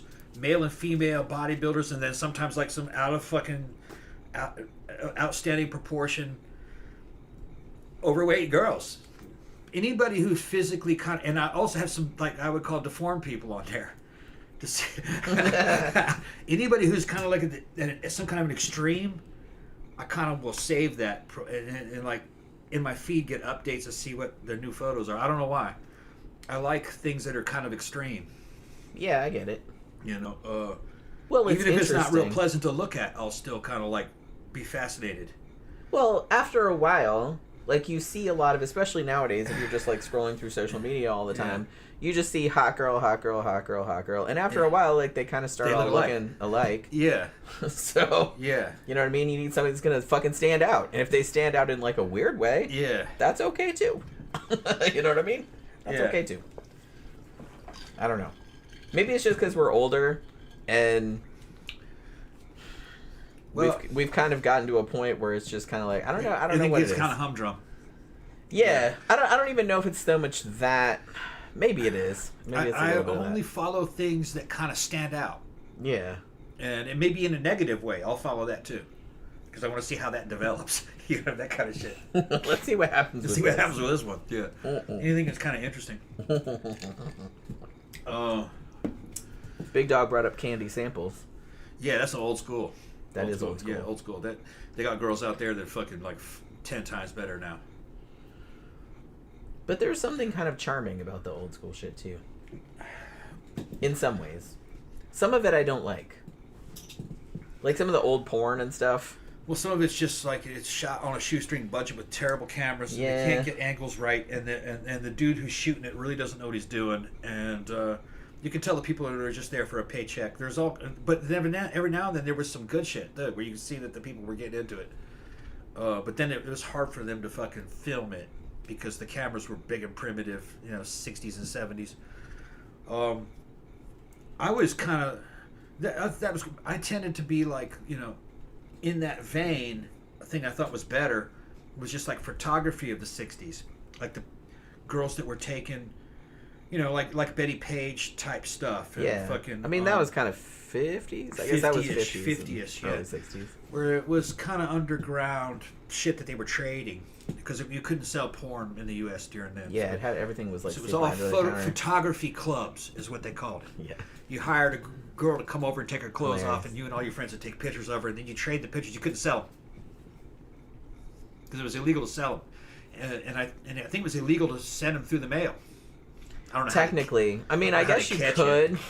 You're right. But they were probably like pretty sneaky around getting around it. But yeah, technically you couldn't send it through the mail. But I'm sure many, many people did. Being involved in kind of like, amateur bodybuilding and stuff, I was really interested in like the history of where all this stuff came from and the way people used to look, which brought me back into photography of the 1800s with like fucking Eugene Sandow, who was like the father of modern bodybuilding. And you get a Sandow trophy when you win Olympia. That's like the open class, top of the top. That's just a mass monster, fucking competition nowadays. But they had dudes like Bobby Pandour, and these dudes, this is the pre-steroid era of what a dude could look like just through work. And then there were female versions of that too, going all the way back to the 1800s. Strong women. They were like girls that worked tightrope and trapeze and stuff, So it goes, I forgot what their names were, but there's a whole channels on them. And they were circus performers. And some of those girls ended up to make a fucking kind of like a modern body of what a female fitness person would do, like a gym rat girl. And then it goes on into like the movie stars in the pre-steroid eras. And really, when it came to women in the movies, they only put kind of like the conservative chicks in Hollywood movies, the way they looked. They had wilder ones that were doing amateur porn, they weren't really having sex; they were just taking nudie pictures. Yeah, it was pretty tame. Yeah, real tame by today's standards. Very tame by today's standards. So this was they weren't doing implants. They weren't doing any fucking performance-enhancing drugs or hormones or anything. You just get to see the way a person could actually look naturally. Go look at Virginia Bell. I think in terms of like female physique, natural, no working out, nothing. Virginia Bell, probably one of the best looking. Oh, was that the one you showed me? Yeah, I showed her to you. Oh yeah, I remember. She's got kind of an above average face. She's not like a face model, but in physique, gorgeous. For somebody who doesn't work out, all she did was like maybe do her little dance routines, because she would do burlesque. Was she the one that her husband was filming her? Her husband was filming her. Yeah, okay. This was like way back in the day. Way back in the 50s. And she was a farm girl. Came out of a farm, so she moved to California and hooked up with a guy who was, I wouldn't say pimping her out, but he was like a manager.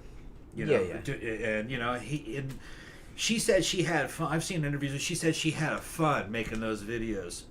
Or the videos. They were films. She looked like she was having fun. Yeah, she was having fun. Her husband was taking They're not explicit or anything. No, PG rated by today's standards, really. Yeah, pretty much. Yeah. And what was full nudity. But, and then as far as guys would go from the same era, that fucking one actor, man, his name now just slipped away from fucking, you know who I'm talking about. He's just a master of fucking aesthetics. Oh shit, what's that guy's name? He played in fucking Ben-Hur. And fucking all the old... Which one? Steve Reeves? Steve Reeves, exactly. You got it exactly. Steve Reeves. He was Hercules. He looked kind of like Arnold Schwarzenegger in terms of physique, but he was just all natural. And I know he was all natural because I saw photographs of him out of the army, coming right off the farm, and you know when he was a kid out in fucking Wyoming or wherever the fuck he came from. And he was pretty much built that way. And he got bigger. But it's just that Steve Reeves had an amazing physique. And even to this day, they call him the fucking... The fucking king of aesthetics. The way he looked was fucking... hard for a man to look any better than that. I don't think it's possible. Back in the 50s.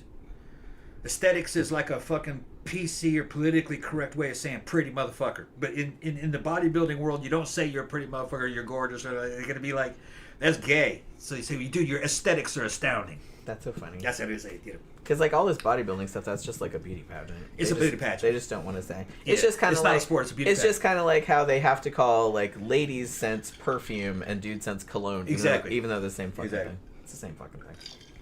It all came from Mr. America. Dudes might think they're like... want to suck a dick or something if it's called perfume. Like I said, it's fucking ridiculous. It all came from Mr. America, Ridiculous. and it was just a male version of fucking Miss America. That's all it was. It was a beauty contest. It was a male beauty contest. Yeah, that's all it is. Nothing wrong with that. No. I'm just saying that's what it was. No, it's just like you say, you can't say it's a doll. G.I. Joe is an action figure. Yeah, it's a doll. It's a doll, though. So that's what same It's thing. a doll. Yeah. They just don't want to call it that. But it's the same thing. Just get the fuck over. Steve Reeves was fucking gorgeous. All you gays, get on there and go look at Steve Reeves. Just Google it and fucking look at the photographs. That he played Hercules in a bunch of movies. Played Hercules. I kind of feel like who was the other guy that played Hercules sometimes? Lou Ferrigno played him once, I think, didn't he? Mickey Hargitay. Yeah. That was married to what's her name that got her head cut off in the car accident? Oh, I don't know. I don't know who got her head cut off in a car accident. Oh, God, I'll think of it in a second. Now I can't think of it.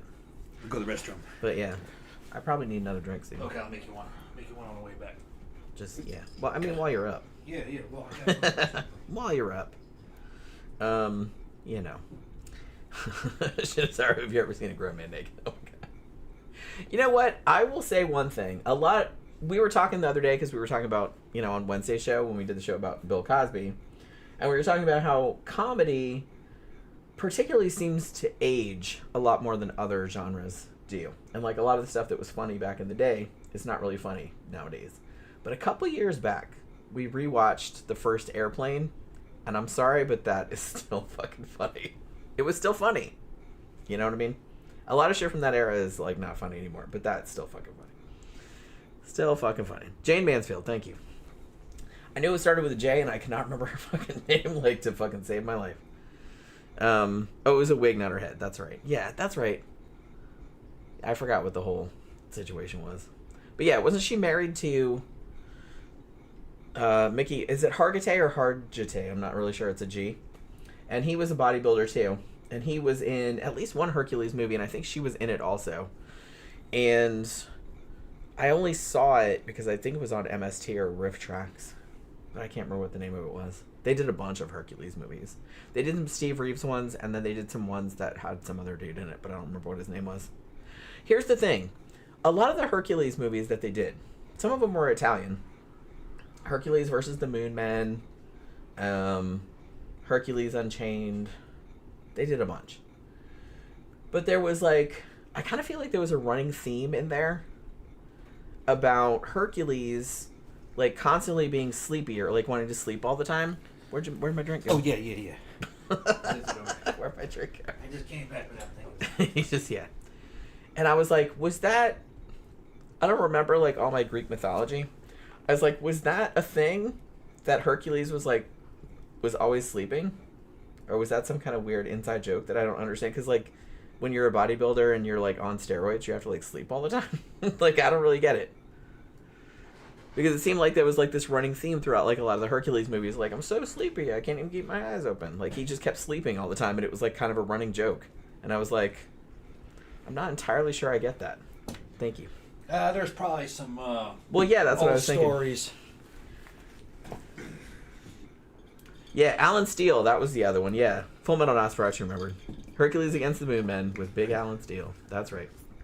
Alan Steele was, and I think that was the episode where they tried to think of names for themselves, like when they were doing the skit. They tried to think of bodybuilding names for themselves. Like, some of them were like really, really stupid, but I can't like remember what they were. Man, I want to watch some MST now.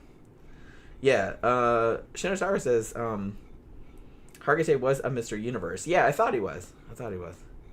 He was alright looking too. Like, I don't think he was quite as aesthetic, as you say, as Steve Reeves, because Steve Reeves was kind of the famous one for doing that. But he was a good looking like bodybuilding type dude. Yeah. Full Metal Nosferatu brings up Deep Hurting. Yeah. Although, wasn't Hercules Against the Moon Men, was that the one where they introduced Sandstorm? Because, man, that sequence went on forever. It's probably still going on right now. I don't remember Sandstorm. Oh my god. Sandstorm. Yeah, there was like this whole sequence in one of these Hercules movies where Hercules and his little compatriots, they got in this sandstorm, and in the movie it seemed to just go on forever. Like, I'm sure it was probably just, I don't know how long it was. I never timed it, but it seemed fucking endless. It seemed endless. And they just kept making jokes where it's like, when is this going to end? Like, stop. You know what I mean? It's like, it just kept going on.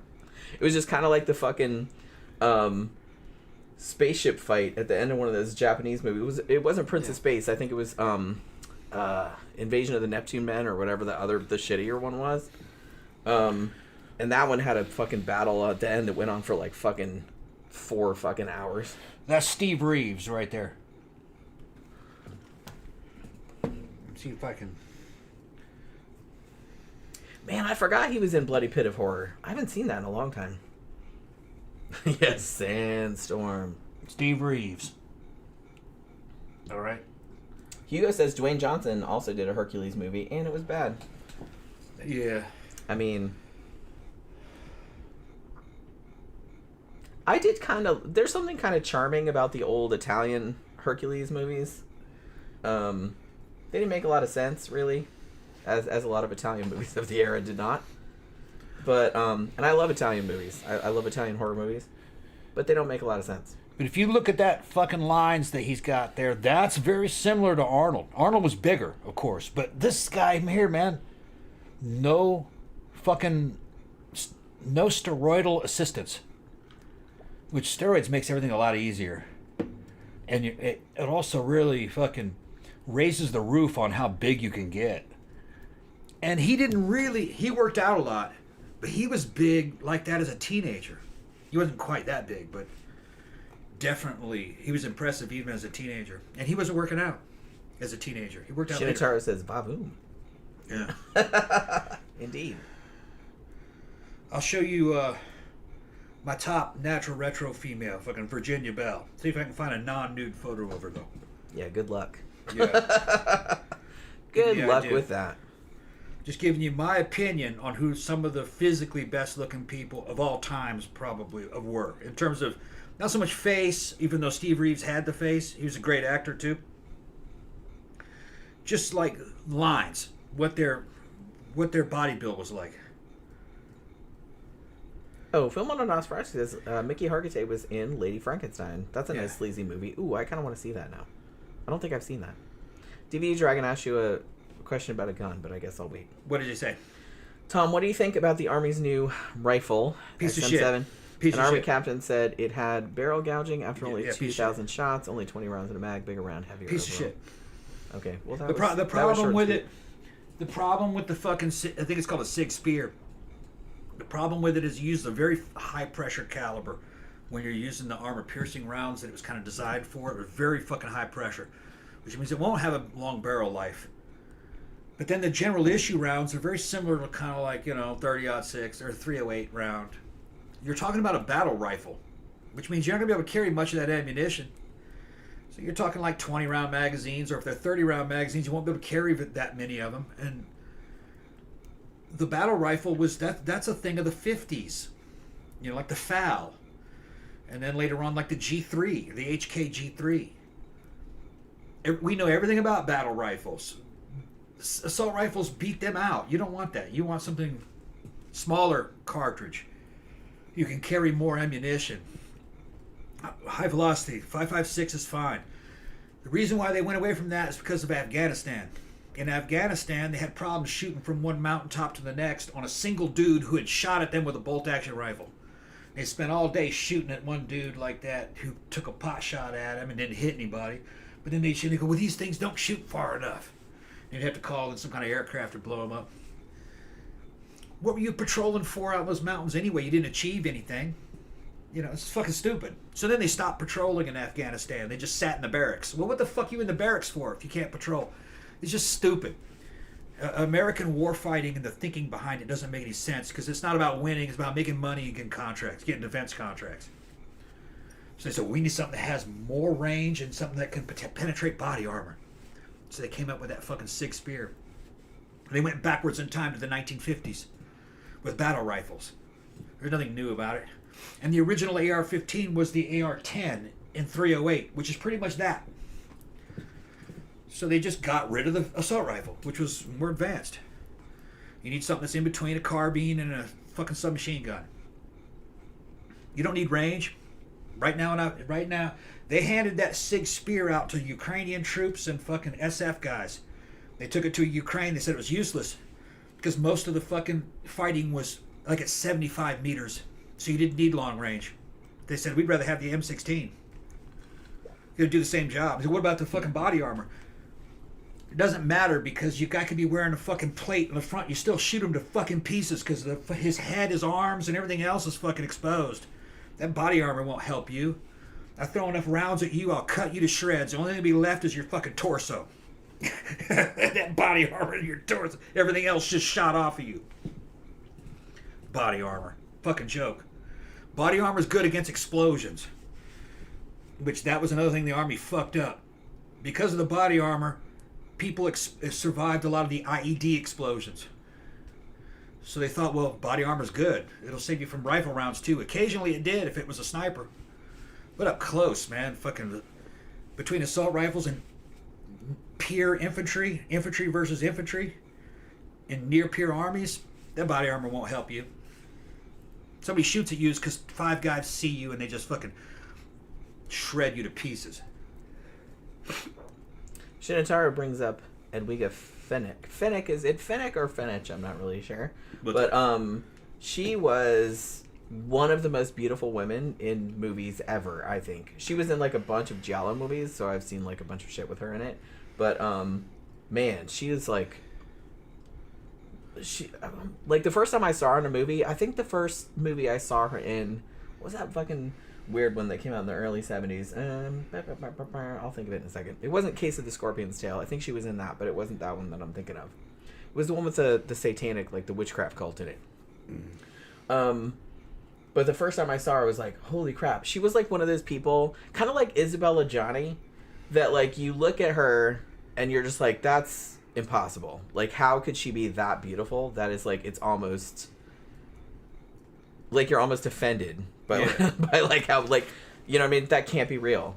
But that was kind of one of the first things that I thought when I saw her. Not quite as much as Isabella Johnny, but along the same line. Trying to see what picture of Virginia Bell I can get away with. I can probably get away with this one because it's a silhouette. Well, you can still see Nip though.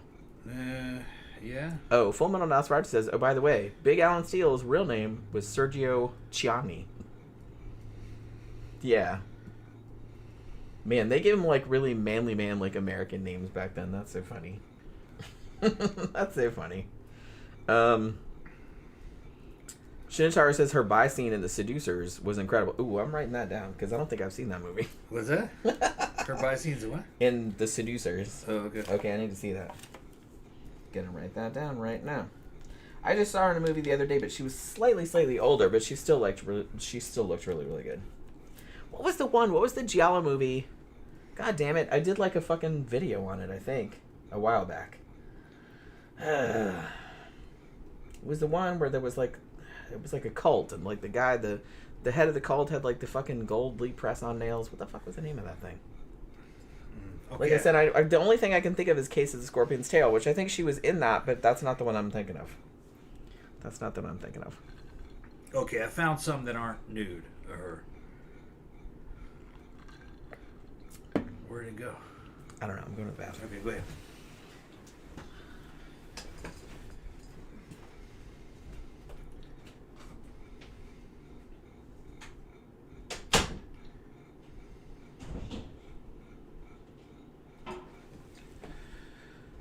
All right.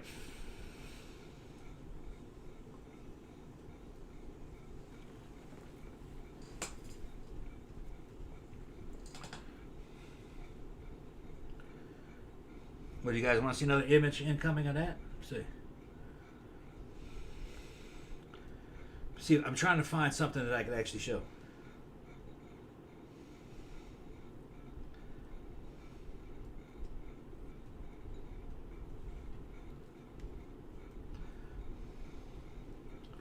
I had one and I lost it.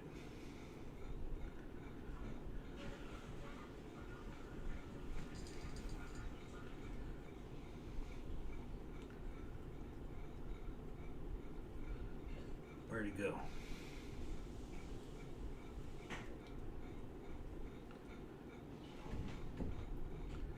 I'm turning this fan off. Okay, turn it off if you want to. I don't care what you think. I'm freezing my ass off. Yeah. Okay. That's not nude, so I can show that one. Go ahead, sit down. Thank you. By the way, I just remembered the name of that fucking movie. It was All the Colors of the Dark. All the Colors of the Dark. That was the movie I was thinking of. That was the first movie I saw her in. Let's see.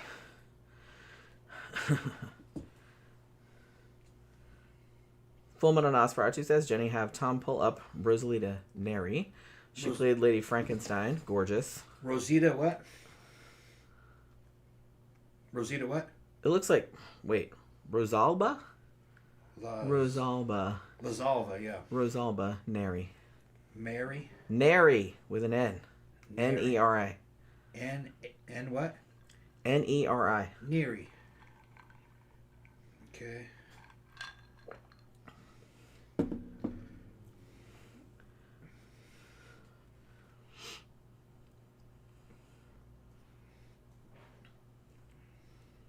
Did you find anything?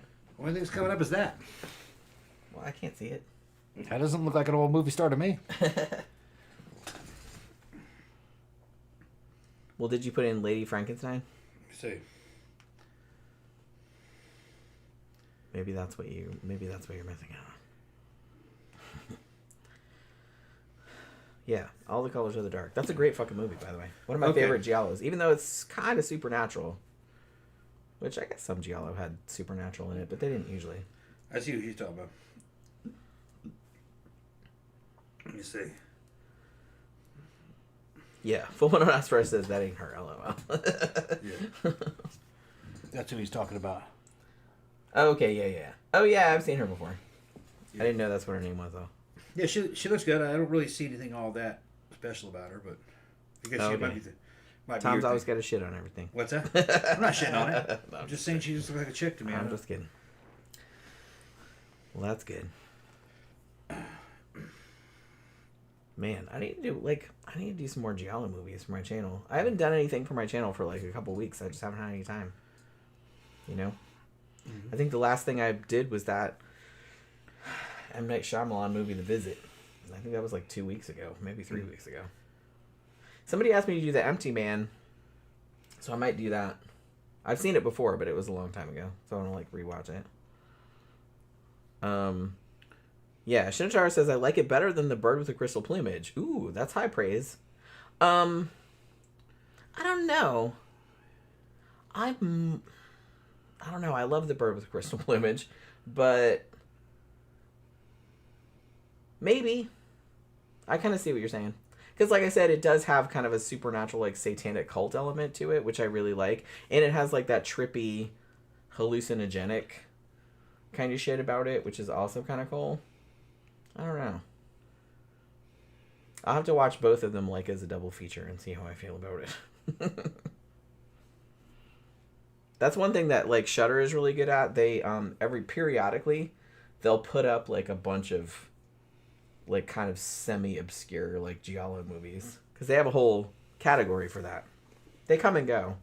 But they usually have, like, a pretty decent selection.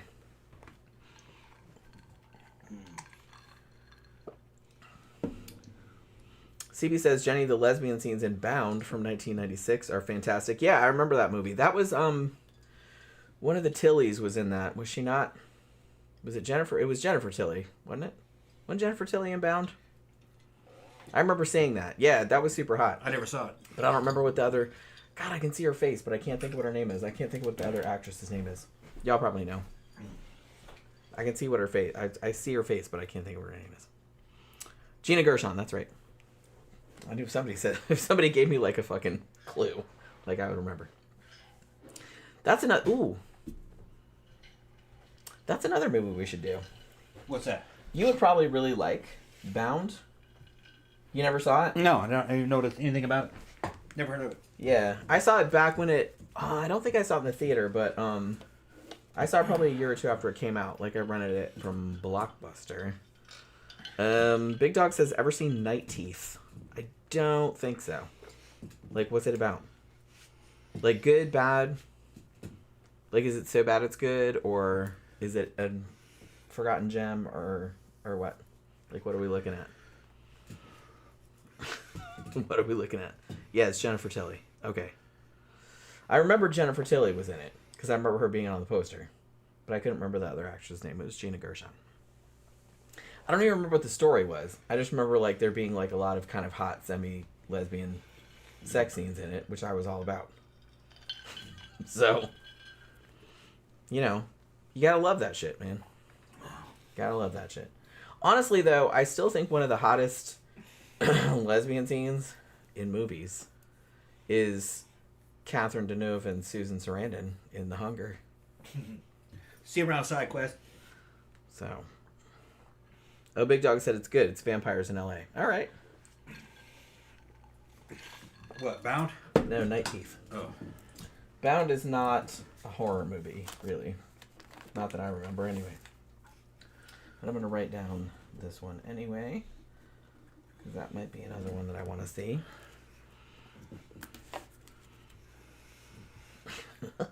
Anyway. Oh, and Full Metal Nosferatu said about that actress that there's a sweet bikini pic of her out there. Yeah, it didn't come up. Oh, okay. And I forgot her name already. You forgot her name already. It's probably stored here. See you later, side quest. Yeah, Big Dog says it's about a vampire clan that has a hostile takeover. Okay. Maybe we'll, like, do a review of it one of these days. Like I said, this Monday we're probably going to do the Kolchak series because we've been watching that. We just bought it. So that's probably what we'll do. We're going to try and cover the entire series, but, you know, we'll just kind of skip around. My search didn't remember the name. Rosalba. Rosalba? Rosalba with a B. Okay, there it is. There you go. There it came up. There you go. No, it says Rosita. Okay.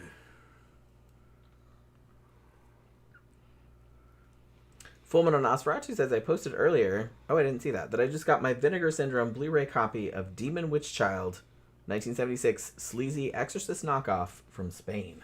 Ooh, I don't think I've ever seen that one. And I've seen a lot of Exorcist knockoffs, but I've never seen that one. Because there were a lot of Exorcist knockoffs. Not as many as Jaws knockoffs, granted. But I think I did a review of, what was that Italian one? Beyond the Door? There was an Exorcist knockoff. And actually, that movie's actually pretty good. Like, it's kind of weird. Like, it's obviously an Exorcist knockoff, but it does its own thing. Yeah. But I'm going to write that down. Okay, too. I found them. There's several of them, so I'm not sure exactly what you're talking about. Demon Witch Child, 1976. Gotta write everything on paper. He's probably talking about this one. Let me see. Let me see it. Oh, all right. So she's kind of a Betty Page type. Not yeah. In that sense. Kinda. Yeah. I'm not feeling it, bro. I mean, she looks okay. Just not feeling it. Her boobs aren't big enough. I like boobs. Tom likes the big boobs. Yeah, I like boobs. Yeah, face and shit doesn't do it for me. I mean, that's only like part of the equation. I'd rather have big boobs than a pretty face, actually.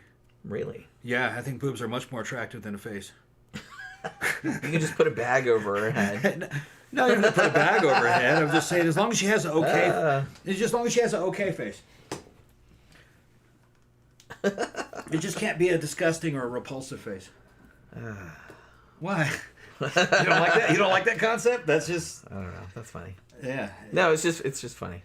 No, I was actually not sighing at you. I was like just kind of sighing in general. Yeah.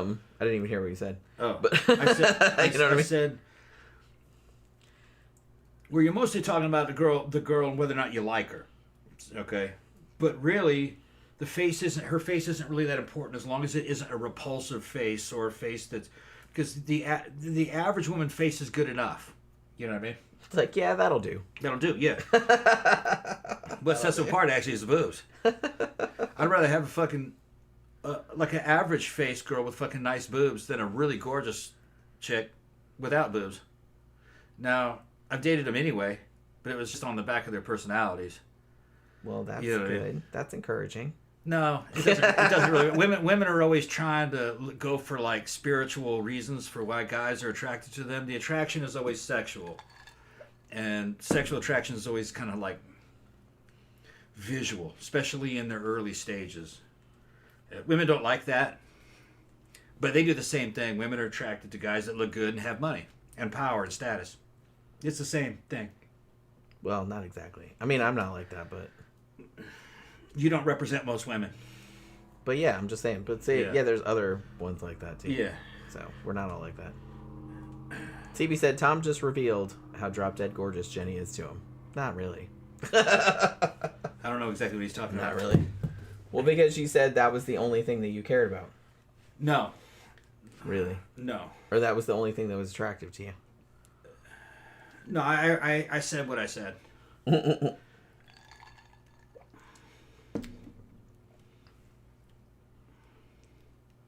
Big Dog says that's what paper bags are for. Yeah, isn't that phrase like double bag it? Yeah. Meaning put a condom on and then put a bag on her head? Right? Faces aren't that important to me. Which I think women kind of fucking are disturbed by that. And I think that's probably most men will tell you that. The face is not why you're attracted to the woman. Because the average woman's face is still attractive to a guy. Yeah, you have some women that have gorgeous faces. That's really not enough, really.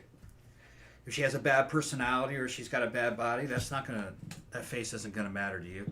But people associate their faces with their being, which is... Well, it's kind of the first thing that people look at, or, you know. Yeah, but... the first thing that people think of, like, when they think about you as a person. Yeah, think like about it. It's kind of like a social construct. When you look at a yearbook, it's all pictures of people's faces. Okay? So you say, well, that's the person. If we were a different species or everything, it might just be the fucking feet. If that was the center of attention. People would recognize each other by their feet or their hands or some shit. The face is just one of the features. It's not really that important to me. It's more to me. It's more the general physicality of the person. If they have an attractive body, then you're gonna have sexual attraction to them. You're gonna like them.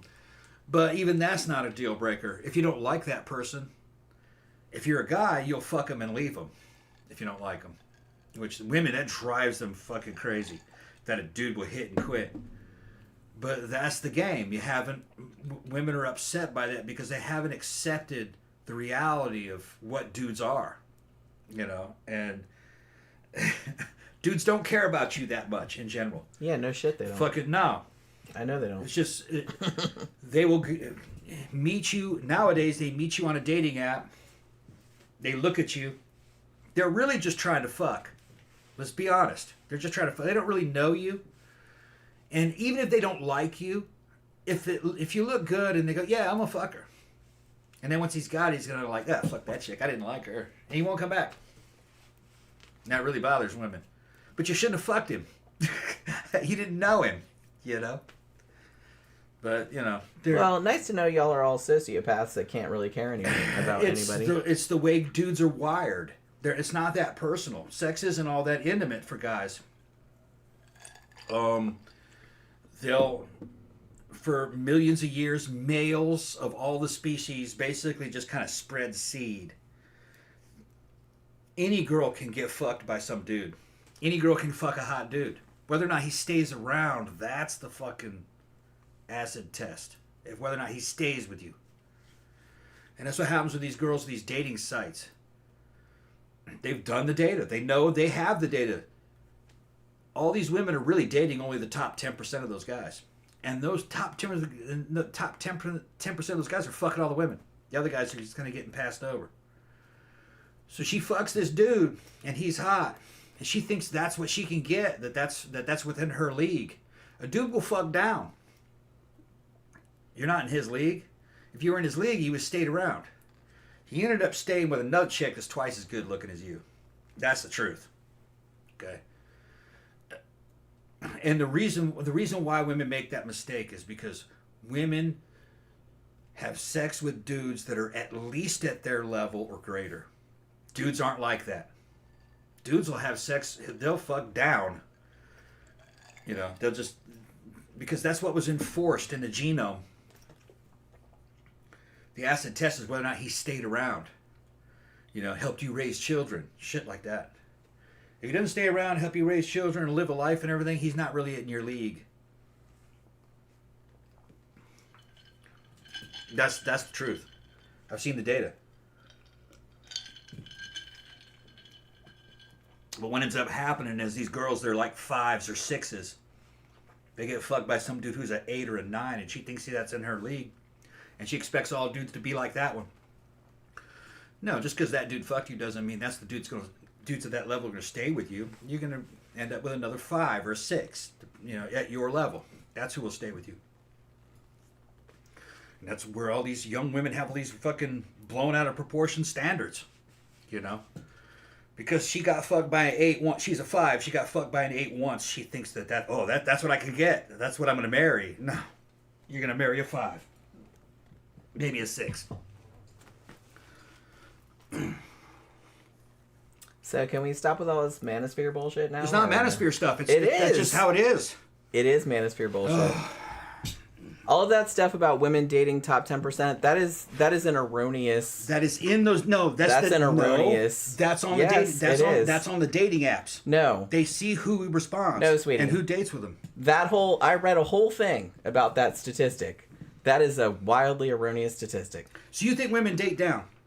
Of course they do. Really? I've seen it happen. I've seen it happen. I haven't seen it happen. Well, just because you haven't seen something doesn't mean that it doesn't exist. So you date losers? I have dated losers, sure. Really? You were happy with that? You were going to stay with it? Or were you just trying to hit? I don't know. It just depended. It was just like whatever the deal was at the time. Okay. You know? All right. It's not really... We don't really think about it that much. You know, it's just not... that's why I don't really like all of this statistical bullshit, all this manosphere bullshit. They put out a lot of erroneous data in the manosphere to make dudes feel better about not getting laid. And most of it is not correct, or they're misinterpreting a lot of the data. Or the data is not, it came from some stupid study that was just like self-selecting, or there was like other things wrong with it. So, kind of matches up with what I've seen in my lifespan, though. Right, but, you know, everyone's personal experience doesn't mean... Well, there's always outliers. Sure. But you can't statistically rely on outliers. I was just saying that was in general. Yeah, I'm just saying. In general. In general, a lot of that stuff rings true. Yeah. CB Tom's face. I better not be one of those losers. I don't know. Yeah. No, I mean, you know. It's just, all this manosphere stuff just really, really irritates the fuck out of me. Well, because it says things you don't like. No, because it's a lot of dudes talking about women and they don't know anything about women. Like, they say they know what women think and this, that, and the other thing, but they don't at all. And like I said, a lot of the quotes, like a lot of the data that they're quoting is not correct. It's not correct. Probably the correctness of that data is probably going to depend on who's analyzing it. There's always politics involved. Well, you know, whatever. Everybody likes to haggle over what's true or not. I don't really care what's true. I only care what the forces that I was put under in my life. You know. Yeah, I mean, but the thing about you is that you are not average. Like, you kind of had a different upbringing. Yeah, for me it like, was easy. Right, but like I said, so your experience does not translate. No, but I saw all the dudes that I defeated. And that I beat. Defeated. Yeah, I took their woman. That kind of shit. Y'all are so silly. Yeah, Tammy said, women will date a man who treats her well, looks not so important. Yeah, it's just women are a lot more flexible in that regard. Yeah, so a bum comes up, piss-stained pants and shit, and he treats you well, you're going to date him? No. That is a dumb fucking thing to say. It's because not dumb. Yes, it is dumb. It's because not just that, it's many other things. What you did was you took a reasonable thing and you took it to a stupid, absurd extreme to make it seem like it was stupid. It's not stupid. There's only one factor. Not only does he treat you nice, you also approved of him, and the charisma was there. I'm just trying to tell the truth. But she didn't say anything about that. No one's saying anything about bums or pissing pants or anything like that. Being nice to women. She's saying that if you treat somebody well and you kind of click with them, you have a lot in common and all this other kind of stuff, then that's going to go a lot farther than what you look like, because people's looks deteriorate over time. Yeah, that's only part of it. I've seen dudes that treat women like shit fucking do well. Well, on a short-term basis. Yeah. And the thing about it is that some women, and you have to think too, that a lot of those women are messed up. And some of them think they deserve to be treated that way because they've had... It's like a BDSM type Well, thing. They've had like trauma in the past. Some of them have had nothing but shitty relationships modeled to them and have been in nothing but shitty relationships, so they think that that's what they deserve. Well, there may be a lot of those out there. So, well, yeah, there are. Because I've seen a lot of that. Yeah, I knew some girls like that. Yeah, we know girls like that. So it's not like, that's not a healthy thing to be judging by, though. Because those women are not choosing that... Just going by what... Out of their own... they're choosing that because their modeling has been fucked up for relationships. Just because it is unhealthy doesn't mean it isn't real. No, I didn't say that. I'm just saying that's not something to like look at. It's like, oh, this is what everyone should be doing. I look at things that are real. This is what everyone should be doing because that's what that's dumb. Okay. You know what I mean? That's just dumb. So, fucking hell. Let's see. Like, I don't really know like what this. Yeah, DVD Dragon says, forget all the data, relax, and fall backwards into a pool full of titties. Peace. Yeah, thanks. I mean, it's so stupid to me, like, especially as far as, like, humans are concerned who are all fucking different and have their own things. It's like, data says this, data says that. I'm like, I don't give a fuck what the data says. I don't like that. Like, people I know don't like that. It's like, don't worry about it. I don't know what you have to worry about. I don't know why you're so obsessed with it because... I'm not obsessed with it. Because you have someone... What makes you think I was obsessed with it? Because you talk about it all the time. No, I think it's very interesting, but I'm not obsessed with it. It is kind of interesting, but it's like you talk about it all the time. I'm like, what do you worry about all that crap for? No, because I want to know how people work and what people really are, what the truth is. And I think... Why do you care? I don't care. I like human nature, you know what I mean? And understand what's real and what isn't.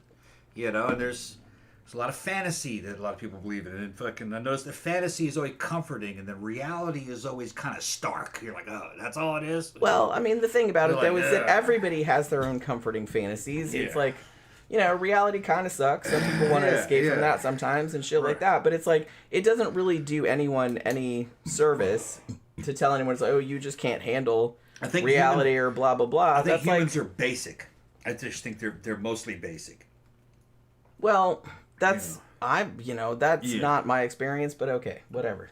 I'll take you down. I'll take you down to the Oasis. You'll see how basic. I've been to the Oasis. Yeah, you've been down there. Them bitches are basic. Okay. Well, those people are basic. But that's I think is the average. And I don't really like hanging out with those. Neither people. do I. But I think that's about the average. I know that's the average. Yeah, I knew that was the average when I was a child. That's why I don't like to hang out with those people. Duh. Right. Yeah, but when we're talking about truth, we have to go by what the averages are. But like I said, it's just kind of like, I just take it on a case-by-case basis. Everyone is different. Yeah. Like, I don't really hang out with a lot of fucking quote-unquote normal people. Yeah. So perhaps my perception is skewed, which is fine with me because I don't really like average normal people. Me and Jen will be going off to the club. They fucking bore me. Me and Jen will be going me and Jen are going to the club. We fucking drive by one of these little sports bars that's in this little fucking... It's here in Eustis. And it's nothing but big old fucking trucks and fucking... You know... It is fucked up music coming out of there and everything.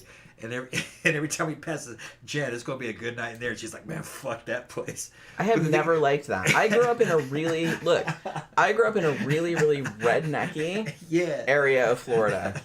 And from birth, I fucking hated it. Yeah, that right there... I hated it. That right there has been the average everywhere I've been in the United States. Like I said, I know that's average, and it sucks. Yeah, in Michigan. I don't want any part of that. When I lived in Michigan, that was the average. It's just that the northern version of a redneck is just it manifests itself in a different way. But it's still that same fucking mundane shit. You know, just very mundane. I can't really fucking deal with normal people, man. And it's just kind of like, it's weird because I worked at home. I always wondered what would happen if I walked in there at night. In the Oasis? No, not the Oasis. I know what happened there. At the other place. Oh, that place. Yeah, the place with the big yellow sign out in front of it, right there near the fucking liquor store. The place with the big yellow sign. Right near the liquor store when you get to the light there to make the right. Yeah, what right the fuck is the name of that place? I forgot what that place is called. The place with all the shitty name bands. Yeah. Because remember every time we pass it, I'm always like, what are the shitty name bands that are playing this week? Yeah. They always have like shitty 80s kind of names. Oasis is an older crowd. Yeah, okay, so I've been there. It's not going to be that crazy. I've only been there in the daytime. The other one I wouldn't go there at night. The other one I'm talking about is a younger crowd. Right. Oh, okay. You've been to that one. I've never been to that one. There it is, younger crowd. I wouldn't go there. That's all 20s and 30s. That's not really my scene. That's all 20s and 30s. Not my scene at all. Yeah. Like I think said, if I went in there, I'd instantly get into a fight. You probably would. Well, the thing about it, like I said, I grew Somebody's woman would look at me and a dude would try to kick my ass. I grew up in fucking Daytona Beach, okay? Yeah. So my whole childhood was redneck shit. Yeah. NASCAR and country music. The only bar that was there for a long time, you either had the country music bar, the Rockin' Ranch, that's what it was called. It might still be there. I'm not really entirely sure. I haven't been there in a while. Or you had like the kind of meat markety normie kind of place, which was called Razzles. I don't think that's there anymore. Yeah. And I did not want to go to either fucking place because they both sounded horrific. And like, there was, you know, I grew up in like the 70s and 80s, there was nobody else that was into the same kind of shit as me. There was nowhere to go. So I just got really, really, really sick of it. So anything smacking of rednecky shit or normie shit or anything, I don't like it. I don't like it.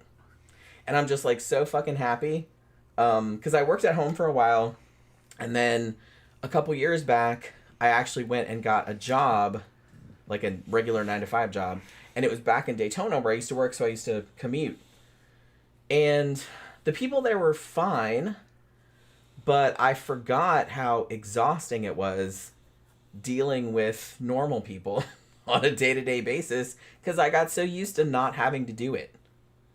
And, like, they don't know anything, and you have to explain everything to them, and it's like everything is, like, some big revelation. Yeah, like, whoa! Like, shit that's just, like, normal to me. They're just like, what? What does that mean? Like, what? And I'm just like, really? Like, It's an entirely different culture. And it's just, like, exhausting. I just got tired talking to them. So I quit. So I just quit, and I just work at home now. I'm just like, I'm tired of dealing with people. I'm tired of it. So I grew up around it. I don't like it. So anything having to do with that, even going down to the Oasis, I will go down there and hang out with you sometimes. Yeah. But everything about that just gives me hives. Yeah. I can't stand the music unless I'm playing the music. It's when I horrible. DJ in the place, man, I can start fucking getting... There's an app there that you can access the jukebox and pay for shit. I put music on there. They love it. The girls love it. and fucking what's his name was like, what you gonna play next? What do you guys want to hear? One of the girls, can you play it? There's an old song by a band called Boys Don't Cry. And I said, you mean the Cure song, Boys? He goes, yeah, that one. Let's put it on there. And fucking then I started putting a bunch of new wave shit on there. See, everybody likes that. They love that shit. The girls all love that shit. Well, I call them girls. They're all in their 40s and 50s. They're all our age. But the guys are like, what the hell? What the hell? That's the women like fucking new wave. Duran Duran. Well, yeah, because they were probably considerably cooler than the dudes were. Yeah. I noticed. That's usually the case. But yeah, so I don't know. Like I said, Tom will go and hang out at Oasis sometimes, like during the day. Like he'll go out on his bike or whatever. Well, the bikers are there. And the bikers hang out there. Yeah. It's kind of funny. Like I've been there a couple times. Yeah. It's just a dive, you know. Yeah. It's like a dive biker bar. I get along with the biker crowd. Yeah, and honestly, I don't have any problem with bikers. The bikers are the best. Yeah. Like I said, I grew up in Daytona Beach, which has a huge biker culture. You know, they have 2 huge biker events every year, and we used to live like right on the beach side, so we had all the bikers like there all the time, and I really never had a problem with them at all. The older bikers are not quite in the same music. They'll listen to the Eagles and fucking shit like that. You know what I mean? I'm not really old fucking prog rock. Yeah, which meh. You know, like you get old, you know, Pink Floyd and shit. Which it's good music, but that's not what I want to hear in a fucking club or in a fucking bar. Yeah. But they got younger ones that come in that are like my age or younger, and they'll put in metal, or you know, sometimes industrial. They'll play Rammstein. At least that's better. Yeah. Jesus Christ. Oh, Chris shows up, man. Fucking, we'll start playing Rammstein and. All right, that's an improvement. That's an improvement. That's a huge improvement. Well, he's the same age as me, you know. He rides that fucking Triumph Rocket 3 and shit, so he's not into retro stuff. He likes kind of futuristic biker stuff. You know, fucking he'll put on some fucking new Billy Idol, you know. Do you guys ever play Motorhead? I play Motorhead many times in there. Ace of Spades. Cause see, I kind of feel like Motorhead is kind of like spans all generations and all genres. Everybody loves Motorhead. Yeah. I mean, right? Yeah. Lemmy Kilmister was a shit. Don't we all? Kind of a fake biker. He didn't have a bike. He didn't have a bike, but he was very biker friendly image and fucking what he's talking about. But they on that jukebox, you know, it's a digital jukebox. They have everything, you know. So I was playing shit off the first album, like the On Parole album. You know, I played fucking. And then I went and played stuff off the Overkill album, which is like, 79? Something like that? Yeah. 79 or 80, right at the Ace of Spades, I played it before, but that's overplayed. Yeah, I mean, that's like basically the main Motorhead song that everybody knows. Yeah, everybody knows that song. And there's a lot of good songs on that album. Every song on that album is good. But I think Overkill was actually a better album. It was a little fucking more... You know, if fucking Zach is into that 60s fucking psychedelic music, you'd really like Motorhead Overkill album. It has a lot of psychedelic guitar to it, real smooth, and fucking. But it's actually no, Overkill is not the one I was thinking. I was actually thinking of Another Perfect Day. That's the one that had all the psychedelic guitar work on it. So Zach, man, go fucking over to the Motorhead section and listen to Another Perfect Day. That's kind of like the Iron Butterfly of fucking metal music, you know. It's very Full Metal Nosferatu says Motorhead, the chase is better than the catch. Yeah, it's another good. Yeah, that one, the chase, that's off fucking Ace of Spades. I fucking love Motorhead, man. Yeah. I'm not a big metal girl. Like I said, I'm more a punk rock, post-punk person. Yeah. But, man, I do like fucking... I thought, like I said... like a reptile? I kind of feel like Motorhead is one of those... He's kind of like... They're kind of like Johnny Cash. It's like, how can you not like Johnny Cash? Everybody likes Johnny Cash, right? Yeah. I like Johnny Cash. Everybody likes Johnny Cash. It was Western music. It was Western metal. Yeah. It wasn't country. Even people that aren't into that genre still like that, I feel like. I'm sure there are some outliers out there. But I kind of feel like they're one of those, like, universally beloved kind of bands. Yeah, and fucking Lemmy and the band kind of had fucking biker motifs to it. That goes back to the Iron Fist album, where they had, you know, the Iron Cross with their fucking big fucking death pig. I don't know what they call it. The pig-looking thing with horns coming out of, tusks coming out of his mouth, and iron crosses hanging in skulls and shit. But they didn't have motorcycles. They weren't bikers. But they just had that image. They were just cool. Yeah. Yeah. They just drank a lot. Yeah. And said fucked up shit. Played cool ass music. Stole each other's girlfriends. Sure. It was just kind of like fun. Yeah. They were just like rock stars, and it was fun. Yeah. And fucking, I saw, watched them all hanging out. They were fucking doing an interview, and they were hanging out in a bar. An empty bar, just the 3 band members. And it was an interview with all of them, and I just didn't realize how much fucking Phil the Animal Taylor just fucking taking the piss out of fucking Lemmy. Constantly just... That's kind of the whole just constantly thing. Fuck with each other, Yeah. And he was like, I stole his girlfriend. Yeah, he stole my first wife. That kind of shit. Yeah. Fucking just weird shit. Those dudes grew up together on tour. Yeah. So they just fought like brothers. Which they were. Yeah. Basically, they were brothers. Even though they weren't related. But whole entire dude friendships are built on just like fucking with one another. Yeah, fucking, they just constantly fucking with each other. And I was going like, that's Lemmy Kilmister, man. Fucking, that dude's that. He doesn't care. He's doing it forever. And he didn't give a fuck. He's sitting there. Yeah, that fucker there. That fucker just bagging on him. Oh my god. Yeah. Yeah, but you could tell they loved each other though. Well, yeah, of course. Like I said, they've known each other forever. Yeah, poor Lemmy. So yeah. Died of cancer. You got to meet his son, no. So that was good. I mean, he didn't know he had a son, son. but he thought he was childless. Full grown man shows up and says, "Hey, by the way, I'm your son." He's like, "What?" Because yeah, my mom is such a. Are we gonna go on Maury Povich and do like a paternity test? Because it's like, what? He goes, "Yeah, remember what's her name?" You oh are yeah, I the remember her. father. I remember her. He goes, "Yeah, that's my mom. I'm your son." And he's like, "Oh shit, No, I shit. did bang that chick." Yeah. I know. Oh yeah. no. And then they became good friends. See, we talk randomly sometimes about. I am convinced that Tom has at least one kid out there somewhere. Statistically, I should. Statistically. Yeah. Because you have such a high body count. Yeah. So I kind of feel across like all the continents. Yeah. So I kind of feel like somewhere out there, either Brazil or Korea, you probably have an offspring. Although, could they ever find you? I'm still curious. Like, one of these days, maybe they might turn up. If it was one of the Korean girls, no. They wouldn't remember my name. No, probably not. Because she was a pro. Because you were just a client. I would have been a client, yeah. Right.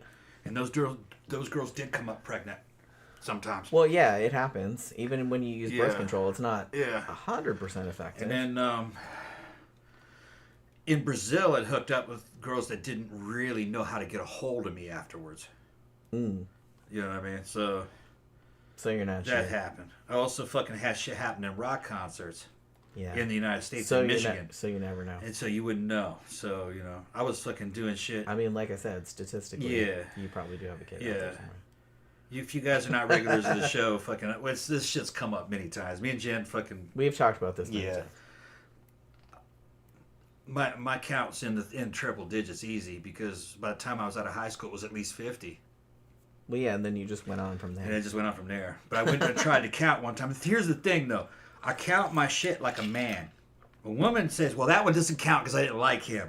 Or that one doesn't count. I don't count like that. What are you they got about? women that do that, though. Well, I just gave him him, so that one doesn't count. One woman on YouTube does it like that, so no, all women do it like that. that. Dude. No, I blew that dude, but it doesn't count. No. Those 3 dudes in the back of the bus, I blew them, but it doesn't count. I didn't blow them. I didn't know. I'm a man. I count them like...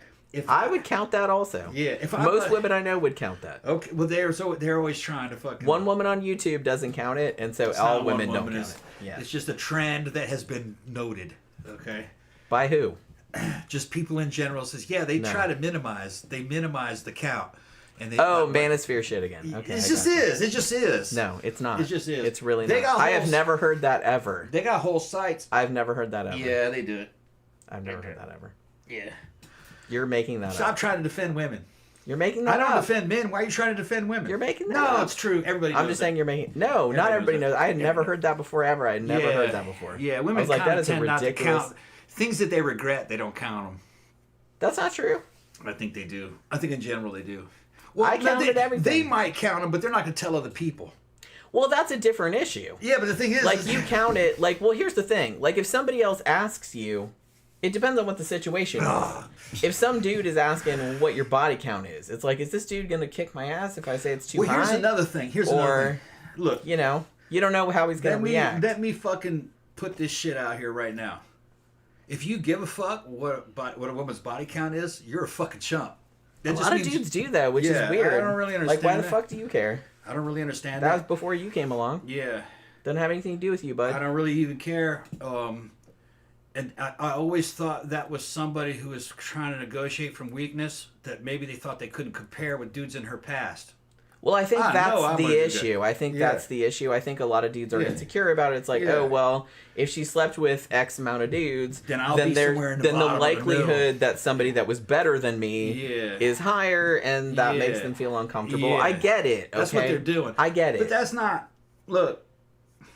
That's why a lot of women don't want to tell you. Yeah. Although mine's very low, like, honestly. Yeah, I know Jen's. It's her shit's reasonable. She was married most of her life, so... Yeah, I got married young, and I didn't cheat on him, and I was married for, like, 14 years, and I didn't really go hog wild until after I got divorced, like, in my 30s. So. And Jen knows I gravitate towards bad girls, actually. Fucking, if she had a high body count, chances are I'd like her more.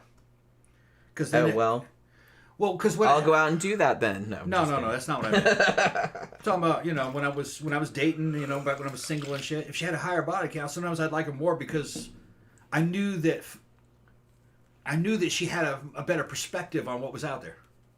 So I knew I would compare. And I knew this. And another thing is I knew that you're not really being directly compared. That's another thing. It's always the situation at the time, and what she thinks of you at the time. Well, like I said, that's the thing. It's you can't really. I can't speak for dudes. Obviously, I'm not a dude and I've never been one, so it's just kind of like. But women are kind of more. They tend not to compare as much. Yeah. They're just kind of like, well, sometimes they'll compare like favorably, like, wow, you're a lot cooler than my asshole ex-boyfriend or whatever. I mean, you are still comparing, but it's like at least a positive comparison because it's like at least you don't suck as much. But honestly, it's all just kind of like whatever is happening at the time. I don't really compare one to the other. I only went with one virgin in my time, and she was a pain in the ass, even though I liked her. She was a pain in the ass because she really had nothing to compare me against. You know what I mean? So you could just suck if you wanted. What's that? You could just like be low effort. Well, and she wouldn't know the difference. Well, what it is that she wouldn't know the difference. Sometimes what it is that you might be great, but you're a disappointment because in her mind, other dudes are even better. You know what I'm talking about? That can happen too, because it's built up. You have built up image on how things actually are supposed to be in a relationship. They don't have any relationship experience, so they're actually worse to deal with. I could see that. All right. Some of the most fun, easiest to deal with women that I hooked up with, say, like in my Boston phase, were strippers, goth strippers. Well, because they've been around the block. They know the score. Yeah, and it was like dealing with a dude. They know the totally score. Reasonable and fucking, you know, they weren't sensitive about anything. You know what I mean? Like, fucking, oh man, I'm out of money. Oh, it's okay, I'll get some more money out of it. Then we'll go down and do it. You know, they just weren't. Yeah. They were go-getters, you know what I mean? And real reasonable. Right. And easy to deal with her. And I told Genesis, and then another thing is this kind of inflates your ego because they got dudes paying to talk to her. Yeah. In these clubs. Which I always thought that was kind of sexy. Yeah, those bitches are paying to talk to her. She bought me breakfast yesterday. That kind of shit, you know. Right. It's that kind of stuff. Yeah. So. I get it. Yeah. And the particular one I'm talking about, I can't remember her name. I hooked up with her a couple times, but she was just like a friend that we dated. She wanted to fucking start a relationship. But I was actually too fucking sensitive about the shit at the time. But you liked her too much. No, what it was is I was like, she doesn't quite really measure up to my standards. That's what I was thinking. But she was actually pretty cool, looking back on it. Right. But I was too young to really appreciate it for what it was. Yeah. I was like, well, she's kind of beneath my standards, even though she was good looking. Dudes don't figure their shit out. Yeah. Old. You're in your 20s. And actually, a lot of them don't figure it out. Yeah. I was in my 20s at the time. Yeah. And I was like, yeah, you know, she's kind of trashy. It doesn't matter though. She would probably been real loyal, you know, and helpful. You know? Well, I kind of feel like women that have worked in that industry. Yeah. If you get a good one and you're a good one, and you're good to her and shit like that, she will probably be as loyal as fuck because she's so used to dealing with shitty motherfuckers. Yeah. that she will appreciate you like maybe even more. Yeah. And another thing that I remember is that fucking it kind of turned me off about it is that she was my friend's ex-girlfriend. Remember the Russian guy I showed you, the cute Russian goth guy? Vaguely. I showed him to you. He's Vadim. I showed you Vadim, and she was like, "Oh, he's cute." Remember that? Kinda. I don't Yeah, back in the day, he had long hair all the way down to his waist and shit, long black hair and shit. Fucking, and we'd go to the goth clubs and stuff and hang out. He was an ex-Soviet soldier. We were both ex-soldiers at the time, so we had a lot in common. And we'd run around these fucking clubs, man. We had so much fucking fun. And we were both fucking killers, man. Fucking the girls liked us. And that was his ex-girlfriend. Yeah, so it was a little weird about it. So it's kind of weird about it. Okay. Even though he had no attachment to her. Right. No, he kind of. It's still kind of weird though. I would feel weird about it. He kind of threw her away, in a way, but she was a platonic friend now. Sure. And she lived with him. In his okay. house, so that makes it even weirder. But she lived with him with like 4 other strippers. Okay. Because he had a big 3-story house and he had rented it out. I feel like I would feel weird about that. All her friends. He tried to get me to move in there. I feel like I would feel. But I had my own apartment time. He says, "Dude, man, I need a good renter, man. You need to come move in. We'll have so much fucking fun. All the girls there, man, they'll fucking love you." And I knew who they were, but he goes, "You should come work with me at my show." He wanted me to work at. He owned a computer store. He wanted me to work with him. But I was fucking proud back then. I said, I'm good, you know.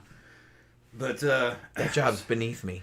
Is that what you thought? No. Okay. What it was is I didn't want to be dependent on anybody else from the fucking scene. I wasn't sure I could trust everybody. Right, I got you. It was that kind of deal. It's I like, mean, one wrong movie fires me. That's probably smart. Because I'm in a good job. You know Probably what I mean? That's the way I was thinking about it at the and time. you didn't want your living situation and your job situation to be tied up together. Right, to one dude. Probably wise. Okay, I was doing better as an independently contracted salesman for the company. And I had a good fucking apartment. For a single dude down there at my age, my fucking apartment was rolling. It had a canopy bed in it and everything, overlooking Boston, an executive fucking apartment. I was making about $60,000. Actually, if you were to include all the fucking cash I was making under the fucking table through a bunch of swindles, I was probably making $80,000 a year. Not bad. Not bad, and that was in the fucking 90s. And that's real good for that time. I was making about 40 or 45 over the table and probably another 35 under the table. Tax-free. Being a crook. But it was all good crook. I would just get used... It's a long story, people. Taking used merchandise that I knew was good that I took in on trade-in, and instead of giving it over to the company, some of it I'd fucking sell. If somebody wouldn't buy a new product from my company, I said, well, yeah, I got a used one that's better than what you got. Hold on, let me everybody come back at... Show them a fucking used machine for a fraction of the price. Well, all that money was going in my pocket. But I bought it, kinda, on a trade-in, selling a new one. So half of my fucking money was doing that. And a lot of dudes were doing that. Well, I mean, why wouldn't you? Yeah. But it was against policy. If you got caught, you'd get fucking screwed. Well, yeah, but still. Yeah. You know, everybody else was doing it, though. And it was cash. And I'd get in the club, and I'd just start buying other people's drinks and shit. I was just blowing it. Well, see, there you go. You Yeah, could have had $1 million by now, Tom. I could have been rich. I fucking blew all that shit. Like, I could have been wearing like diamonds and shit. Yeah. And you blew all of it. No, Nah. I'm just teasing. It only lasted for about 5 years. Still, that's a long time. Yeah, that's still a, yeah. That's more money than I ever made. That's for sure. But it was, And I had, that place was expensive. It was going out as fast as it was coming in. Well, yeah. I probably need another drink, honestly. Fab says, I do realize I'm coming from a very bad place. Been married for a long time, and it has been horribly nice for years now. And it's hard to get onto the being a man train. We have kind of an interesting situation. I don't know, like, because I've never seen you in the chat before, so perhaps you are new here. But we've talked about our history. We've actually been together for quite a long time, since 2011. I've actually known him since 2009, but we didn't actually get together till 2011, and we actually just got married in 2023, so we've been together for, how long is that? I can't add. Almost 14 years. Now, see, I got married young when I was 22, I want to say, back in the 90s. And I was married for 14 years. So, I basically didn't really have much sex. I mean, because I didn't, cheat on that dude because I don't do that because I'm not a shitty person. And he was actually a good dude. I knew him. Yeah, he was. Yeah, okay. and honestly, we didn't break up because of anything horrible. Like he wasn't a terrible person We were just married a long time. We were married a long time and we just kind of grew apart. After time, as got happens, married young and shit. we got married very young, and neither of us had all that much experience. And once you kind of get older, and you're just kind of like, man, this isn't really working out, shit like that. So we just kind of broke up. Like I said, it was. He thought I stole her, but that's not exactly. That's not what happened. It was. She was leaving him anyway. It was fairly amicable. Yeah. I don't really talk to him anymore, but he didn't, and he had a couple of little tantrums, but it wasn't too bad in that regard. So, and we actually even lived together for a while, like after we broke up, but like until we got the household and I got an apartment and all this other kind of stuff. So we were still friends. When I met her, she was married. Yeah. But by the time we started becoming friends, they were already separated. Yeah. During that phase, we were dating, kinda, but informally. We were hanging out as friends. We liked each other. Occasionally, we'd sleep with each other. Yeah, sometimes. But then we'd go back to being friends and shit. We were dating other people also. And because of that, we had a very, I hate using words like this, but equitable relationship. It was, we kind of felt the same about each other. And which was in a good way. Although, at the time, we were both coming out of a divorce, basically, pretty much at that time. Yeah.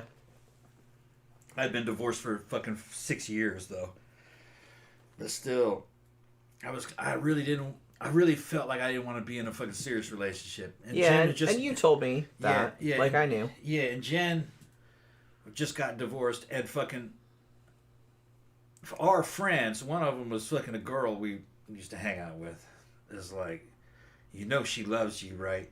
That's that kind of shit. I did. Yeah. You knew. I told you. Yeah. And I said, yeah. I didn't hide anything. And she goes, she's just getting divorced, though. Don't hook up with her. Let her fucking play the field. She's just coming out of a relationship. And I actually thought that was kind of a wise thing. It was, yeah. She was right in hindsight. Yeah. Like, she said a lot of fucked up shit. She was also trying to date me. Well, yeah. And I think she didn't have the best intentions when she said that. Yeah. Because she was trying to get you, which did not work.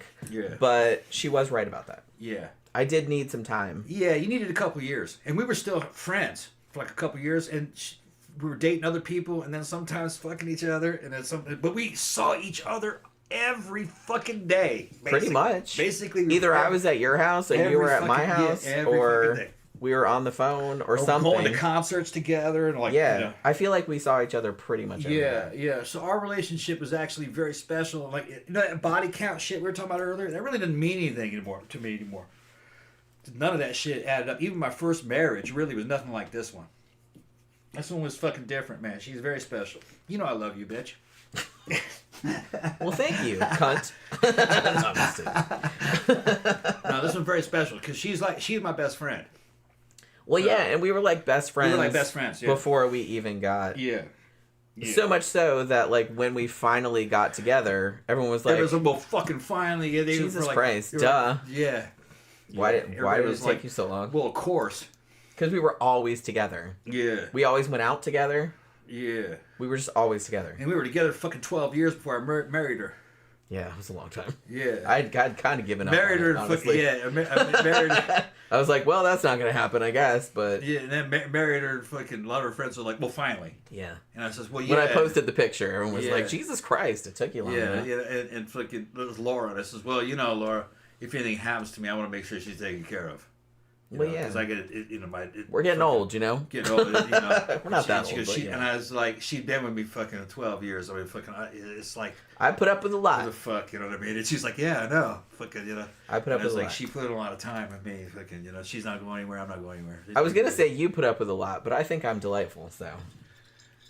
We both put up with bullshit. You see, there's nothing we have. Some but yeah, I put you through some bullshit. Yeah, me and Jen fight. We do, yeah. We fight, but it's once in a blue moon we'll fight, or we'll disagree over things, but we don't really hold it personal, not for very long. No, like I said, I've known you for so long that it's just kind of like... If you're not fucking fighting, you're just not in a relationship. You're going to fight every now and then. But it doesn't mean anything. It's just, I mean, as long as the fight's not like about super serious shit, or you're not fighting about the same shit over and over, and it's not getting resolved. It's usually about anything serious. It's usually not about anything serious. It's usually about dumb shit. Dumb shit. I kind of feel like most. And alcohol is always involved. Yeah. Yeah, I don't think we ever fight when we're sober. But like sometimes when and like you say some fucked up shit, and then like I'm kind of drunk, so I'm just like, oh, I'm gonna address this. She feisty. Yeah, I'll get spicy.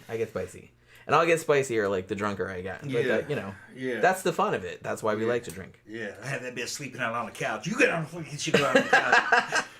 No, I just go out on the couch because you snore. That's why I go out on the couch. I go out on that couch when I can't breathe. Sometimes sometimes. Wake up, my fucking sinuses all clogged up. If I can't breathe through my nose, I feel like I'm suffocating. Yeah, and he's afraid he's gonna keep me awake. So sometimes I'll get up in the middle of the night to pee because I'm old. Come out here and fucking sleep. And I'll be like, and he'll be out there like. Yeah, she knows it's not anything personal. It's it's not. I couldn't breathe, and I didn't want to make a bunch of noise and shit, blowing my nose and fucking. Because I'll take antihistamines and shit, and it takes a while for me to kick in. Machine. And it hasn't been as bad since my dad died. When my dad was dying, it was real fucking bad. I think you were having like sympathetic. Yeah, because my dad couldn't breathe. He died not being able to breathe. Yeah, that's so. And my stepdad died from not being able to breathe, from two different reasons. One had Lou Gehrig's disease. I didn't like him, but fucking he died miserably. Yeah, I mean, I knew him. I didn't he's really, an asshole. I didn't really like him either, so I wasn't too broken up. But about I felt like he was getting. They were all not getting. To be a twat. I felt like he was getting revenge on me. It was like fucking. I wasn't real happy. I wasn't really sad when that dude died, and I said maybe he'll come back for me and try to kill me, or if I'll die. Oh God, don't think that. It was ghost shit. That's not gonna happen. I might die more miserably for not caring, that kind of shit. So because I have like these superstitions and shit.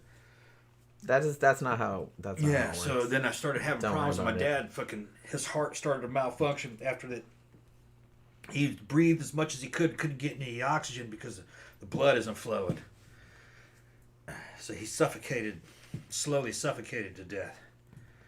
I was there. It was fucking, but he was like, "Thank y'all for coming." I'm trying to do his voice in his end times. "Thank y'all for coming, but y'all can get out of here." Yeah, he was trying to make him leave. Just leave. Will you leave? He didn't want anybody to watch. I appreciate y'all coming. Y'all get out of here. He didn't want anybody to see him. Yeah. And then fucking, says, "This gonna be all right." "No, you're getting better, man." "What makes you say so?" He knew. Yeah. I says, "Those numbers are looking a bit better than they did yesterday." And he's like, "All right." Yeah, and then he's like, "Well, yeah, you muscled up." He'd say that right now. Because he hadn't seen me since I got big. Because he lived in Mississippi. Yeah, you muscled up. He had to drive there. I said, "Yeah." I started fucking doing shit. He goes, yeah. And I said, "I shaved my head." And he goes, yeah. Yeah, he couldn't barely talk. Looks good. Poor guy. And then he goes, "Let me die." Yeah. He's yelling out to the staff, "Let me die." Oh, my grandmother got like that at the Yeah. They weren't keeping him alive, though. Really. No, they were just like he thought they were. Well, like I said, we've talked about this before, but I know there's some new people here. Couple years back? It wasn't that long ago. Yeah.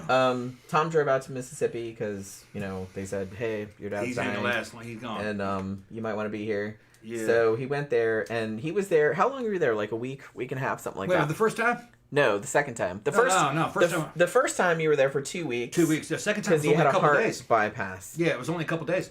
And then the second time, it was like a few days. I don't remember. 2 days. How long it was. 3 days. And then, so he went there, and he sent me a video, like of him just like sitting in the room, like while it was going on, or like right before. Oh or something like that. You sent it to me. His heart monitor going down, and him dying. Yeah. Yeah. Like, cause he was in the room, like. Yeah. But it made him feel better in a way because he's like, well, I was there when it happened, so it wasn't terrible, it wasn't traumatic or anything like that. I didn't have to worry about it. He was with people that cared about him. His sister was there, my aunt, my cousin was there. My cousin, he's an ex-Navy but he served in Afghanistan with the 101st Airborne Division, which is my same unit. He was in the Army, but on loan by the Navy, and he was doing fucking combat patrols and shit. So he's a veteran of the Navy and the Army. He's got both Navy and Army fucking medals. And he's a defense contractor right now. My cousin Scott. And while we were there, he had these 3 huge fucking television monitors set up. and a fucking laptop computer all hooked up to it, and he was dispatching repair crews on fucking aircraft carriers, fucking submarines, fucking everything. He was managing the repairs on a large part of the U.S. Navy when all this is going on. He brings all that shit with him wherever he goes. That's some wild shit. I said, man, and he had a whole fucking command center. It was like something out of a fucking movie. And you can just take it anywhere. You can take it anywhere. He goes, Nice. I'll deploy this guy. Oh, they need some shit there. Okay. And he's fucking using the computer to send people to all these different job sites. I was amazed. And anyway, so he's fucking... My dad's dying. He's playing taps and shit. And we're both fucking saluting as because my dad was service too. He was Navy. So he got like an informal military Like a ceremony of as he was slipping off. Yeah. That's good. Yeah. He probably knew what was going on. Yeah. But like you said, he was I think, unconscious. He was knocked out. Well, I think that you were kind of in this weird limbo because a couple years back, or actually maybe it was 4 or 5 years ago, when you went and he had the heart bypass and you were in Mississippi for 2 weeks. And he recovered from that, but he never really entirely recovered. No, he never really And I healed think up. like after Tom came home after that, that was when he was like, I'm going to start working out because I don't want that fucking shit to happen to me. Yeah. Like, because he saw like how his dad had He deteriorated. neglected his fucking health and... Yeah, and like he had a shit diet and stuff like Yeah. that too. And he's like, I don't want that to happen to me. So like that was one thing. But like another thing too is like he said that he was just kind of always worried that, you know, after he came back, like that he was going to get a phone call at any moment. Yeah. He was going to get that phone call that something bad was going to happen. And like it took, I think it was like 3 or 4 years. 4 years maybe. I think it was 4 years. Yeah. And then he didn't, the weird thing that happened was that the night before, or briefly, our fire alarms, or our smoke alarms started going off. I was having a vision, basically. Yeah. Randomly. Like, just not like there was a fire in the house, because there wasn't. But it beep, beep, like in the bedroom, and then it beep, beep in the hall, and then the other one down the hall did that. And I was like, that's fucking weird. Why is it doing that? It does that when it wants to tell me something. And then he said, my dad's dying. Yeah. And he called. Call my dad, yeah. And they said, yeah, we just got sent to the hospital. You need to come here. Yeah. So it's like, that's Tony told me. Yeah, that's his like psychic shit. Like he knew that it was happening. Yeah. So that was like pretty weird. But yeah, he flew out there like I think the next day, or yeah, I think it was like the next afternoon. We got you. I rented a car and drove down there. Or yeah, you drove that time. Like you flew the first time. Yeah, man, that was awesome because I went to the rental place and I told them what was going on. They go, okay, yeah. So they gave me a huge discount. Oh. And then they hooked me up with a fucking Toyota. A little Toyota. Fucking, it might have been a Corolla. No, the Corollas, they don't make Corollas anymore. Celica, they do. maybe. They make a Corolla. It was something like that. It was a little bitty wedge car. I know. I work in automotive. They still make Corollas. Although I think I could be wrong about this. I think they're all hybrids now. This is a gas powered car, and I fucking. It had a fucking center console, you know, and I hooked my tablet in there, and fucking put the GPS on, and said take me directly there, shortest route, and then put fucking YouTube on there. Put on what's his name? Fucking Wang. What's that? Wang. Yeah, Wang. Put Wang on and listen to Wang the whole time. I got there in record time, man. It took me down through the back roads of fucking Alabama and came in through the back ways of Mississippi I've never fucking seen before. It was a beautiful drive. And no traffic through most of it. It was fucking wild, man. You could have never done that in the pre-GPS era. You had to take major freeways, and you lost a lot of time. Yeah. And I got there quickly. I got there, drove around, did what I had to do, and then drove back on one tank of gas. Yeah. From Mississippi to Florida. Yeah. And I still had like what a quarter was it, tank. 9 hours? Yeah. It was like a 9-hour drive. Something like that. And I still had a quarter of a tank left. Fantastic. Yeah, it was wild, man. I liked that car. I wish you could remember, like, I thought that you said, I don't remember, you told me at the time what it was, but I don't remember. I think it might have been a Corolla or a Celica. I mean, I've had a couple Toyotas in my time. Oh, man, that was a good little car. And, yeah, they were very reliable. It had a fantastic fucking cruise control. If you set it at 70 and somebody got in front of you, the car would slow down. And you could adjust how far you wanted to be from that person's most newer cars do that. When they moved out of the way, the fucking... Like, we're so it would used go back to up to having, 70 again. We're so used to I'm so used to old cars. I'm used to the boomer fucking... Because, look... Boomer cruise control. I had, for a long time, we drove my old-ass 2004 Ford Taurus. Yeah. And then I'm in a 99 fucking... And then we finally sold it, Yeah. and then we bought a 1999 Mercury Grand Marquis. Yeah, a Grand Marquis. But which is in, like... damn near mint condition. Yeah, mint condition. And we traded my old car. It was like the old guy across the street, and it's a beautiful, beautiful. It looks brand new. Yeah, you got it from across the street. They barely drove it. It was his wife's car, and his wife died. Yeah, it was his wife. And he was selling it. She was the second owner. The first owner only had it for a year. Didn't put many miles on it. It runs amazing. And then it looks beautiful. It looks brand new. It's beautiful. Yeah, and it had just at 100,000 miles, or was it less than 100,000 miles on it? It had just under 100,000 miles. Yeah. For a 1999. That's about nothing. And it looked brand new. Brand new. He had it out in front of his, because he lived across the street, like on a farm, across the street from us. And we saw it out front. He's like, man, that's a nice car. Yeah. And we stopped and I looked said, at I know it. that car. I looked underneath it, and I was just like, this car looks fucking brand new. Yeah. Like, how old is this shit? Because I knew it was from the 90s. He only wanted $4,000 for it. Yeah. And he took my Ford Taurus for $1,000. So we only paid $3,000. And then we gave him $3,000 cash. Yeah. And he gave it to us. Yeah. It needed work. Had to get a new... Not much, though. New plugs, coils. Needed a tune-up. And a new AC compressor. But it's still worth it. Worth it. I'm going to put a new carpet in it. Even though the carpet's good, I want a brand new carpet. I put a new headliner in it. The headliner was falling down. I pulled that out of there, put a brand new headliner in it. And if I get it, when you get in there, it's like you're in a fucking high-end hotel. It's fucking nice. It's big in there.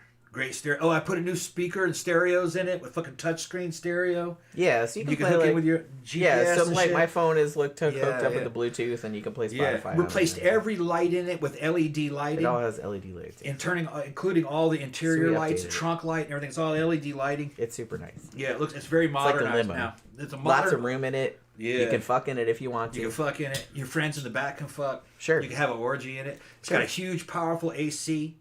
Mm-hmm. AC compressor's big in it. Very important in Florida. Yeah, in Florida you gotta have that. You gotta have you gotta have AC. It basically rides. It's a fucking executive luxury sedan. That's what they call it. And what happened is that old people would come here and retire, and with their which Florida, they still that's do. a Florida thing. They still with their retirement money in the '90s, they would buy the Mercury Grand Marquis. Or they would buy the Lincoln Town Car. And there's a lot of them here. And they're fucking in nice condition because they didn't drive them much. No. They didn't have any place to go. No. The problem with them, though, is that many of them fell into bad ownership. They got handed down to people that can't maintain them, and they're ragged out. That's one problem. This one wasn't like that.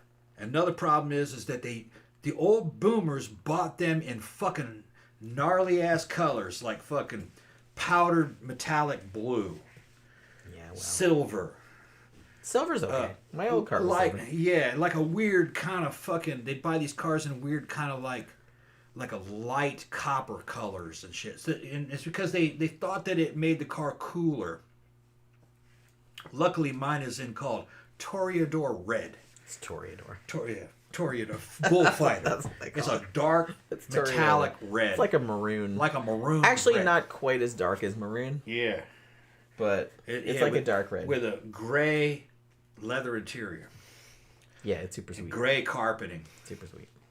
And I updated everything. So I couldn't believe when we first looked at it. Yeah. Like, because the dude was like 100 years old. Like, he's not that old, but you know what I mean? And he was in his 80s. When 70s. we first looked at it, I was like, I can't believe the fucking condition that this car is in. Yeah. And for being in 1999, it's like, holy crap, that was like only 9 years after I graduated high school. Yeah, holy shit. And I know that car like the back of my ago. hand. It's based on the Crown Victoria. And that's a fucking great car. That's what all the American cop cars were, and all the taxis were Crown Victorias. So it's a deluxe Crown Victoria. The Lincoln Town Car is a deluxe Crown Victoria stretched another 18 inches in the back seat, so you have more. The passengers have more room. That's the American version of a fucking limousine. Yeah, it's big inside. Yeah. Oh yeah, it'll put a fucking it'll put a fucking Rolls Royce to fucking shame. It's like a room in there. Not a new Rolls Royce, but a Rolls Royce of that era. Yeah, bigger. It's not something you could have in Europe. They have some in Europe, and people love them. Then they own them, but they're mostly out in the country, out in UK, fucking Wales. That would be a pain in the ass, like to drive around on like those narrow roads in towns and stuff. But because I used to live over there, so American roads are fucking much wider. So yeah, we got a lot of room. So yeah, because this is a big ass car. It's a big ass car. Mm-hmm. Not so big that you can't park it anywhere, but it is a big ass car. Big, powerful 4.6 liter V8, 2-valve. Doesn't make much fucking horsepower. I think it's like 2 something, maybe. But it makes a lot of torque. It's just a big, strong, mellow motor. Gas mileage is just okay. Not bad, but it's just okay. I mean, we don't drive it that much. Like I said, I work at home. He's retired. We work at home. We're at home. We drive to the club once a week. Yeah. And that's about it. Like, I could have easily afforded to drive. You got to drive to the grocery store, and that's like less than a mile. You can easily drive that car from here to Mississippi and back. It wouldn't cost you all that much. No, You'd go through a couple tanks. It wouldn't. And you'd be driving like you're in a fucking executive hotel room. If fucking dudes get them, man, fucking brothers get them and pimp them out. Because a lot of them end up in the hood, but they fucking put pimp wheels on them. Fucking fucking new paint jobs. We do not have pimp wheels on ours. Yeah, I don't have the pimp wheels on it. Just got stock wheels. And then they'll fucking redo the interiors and shit. They got them fucking pimped out. They look pretty good. Although maybe we should put a disco ball in there. There's just a... That would be kind of funny. Traditional American car. They basically made those since the 80s up until like 2000 and I think 10 or 11, 12. That's when they stopped making that car. The only thing they changed was like the body parts to make it look a little different. They did those slight upgrades and everything and interior difference, but it's basically the same car. That same motor, same transmission, same differential. And it was an old-fashioned car where it was built on a chassis like a fucking... It wasn't monocoque designed. It was a chassis. Body parts attached to a chassis. That's an old way of doing it. It weighs a lot. If a modern car hits you or rear ends you, it won't do anything to you.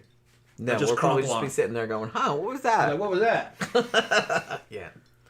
Tammy says, talking about your dad earlier, my mom was on oxygen for years and still smoked like a fiend. Yeah. She ended up dying all alone and found days later. Damn. That is very sad. Go to the restroom. But same thing, like my grandpa, my paternal grandpa, he smoked for, I don't even remember when he started smoking. He smoked for like 30, 40, 50, maybe 50 years. And he also had diabetes. And they told him, hey, really, you should stop smoking and stop eating all that sugar. And he's like, yeah, sure, I'll do that. But he did not. He was on an oxygen tank and still smoked. And still, when he could still walk, he would walk because my grandmother's house, there used to be a 7-Eleven, like right next door. So he would kind of shuffle over there and buy Little Debbie's and bring them back and like hide them in his room. And like sometimes we'd find the wrappers because he was too scared to like come out and like put the wrappers in the garbage can because somebody would see him. So it's like, so he'd shove them under the bed or in his car. Like he would do that too, like when he could still drive. But the crazy thing is that he just kept doing all that stuff. And really he didn't live. He died at, I think he was 79 when he died.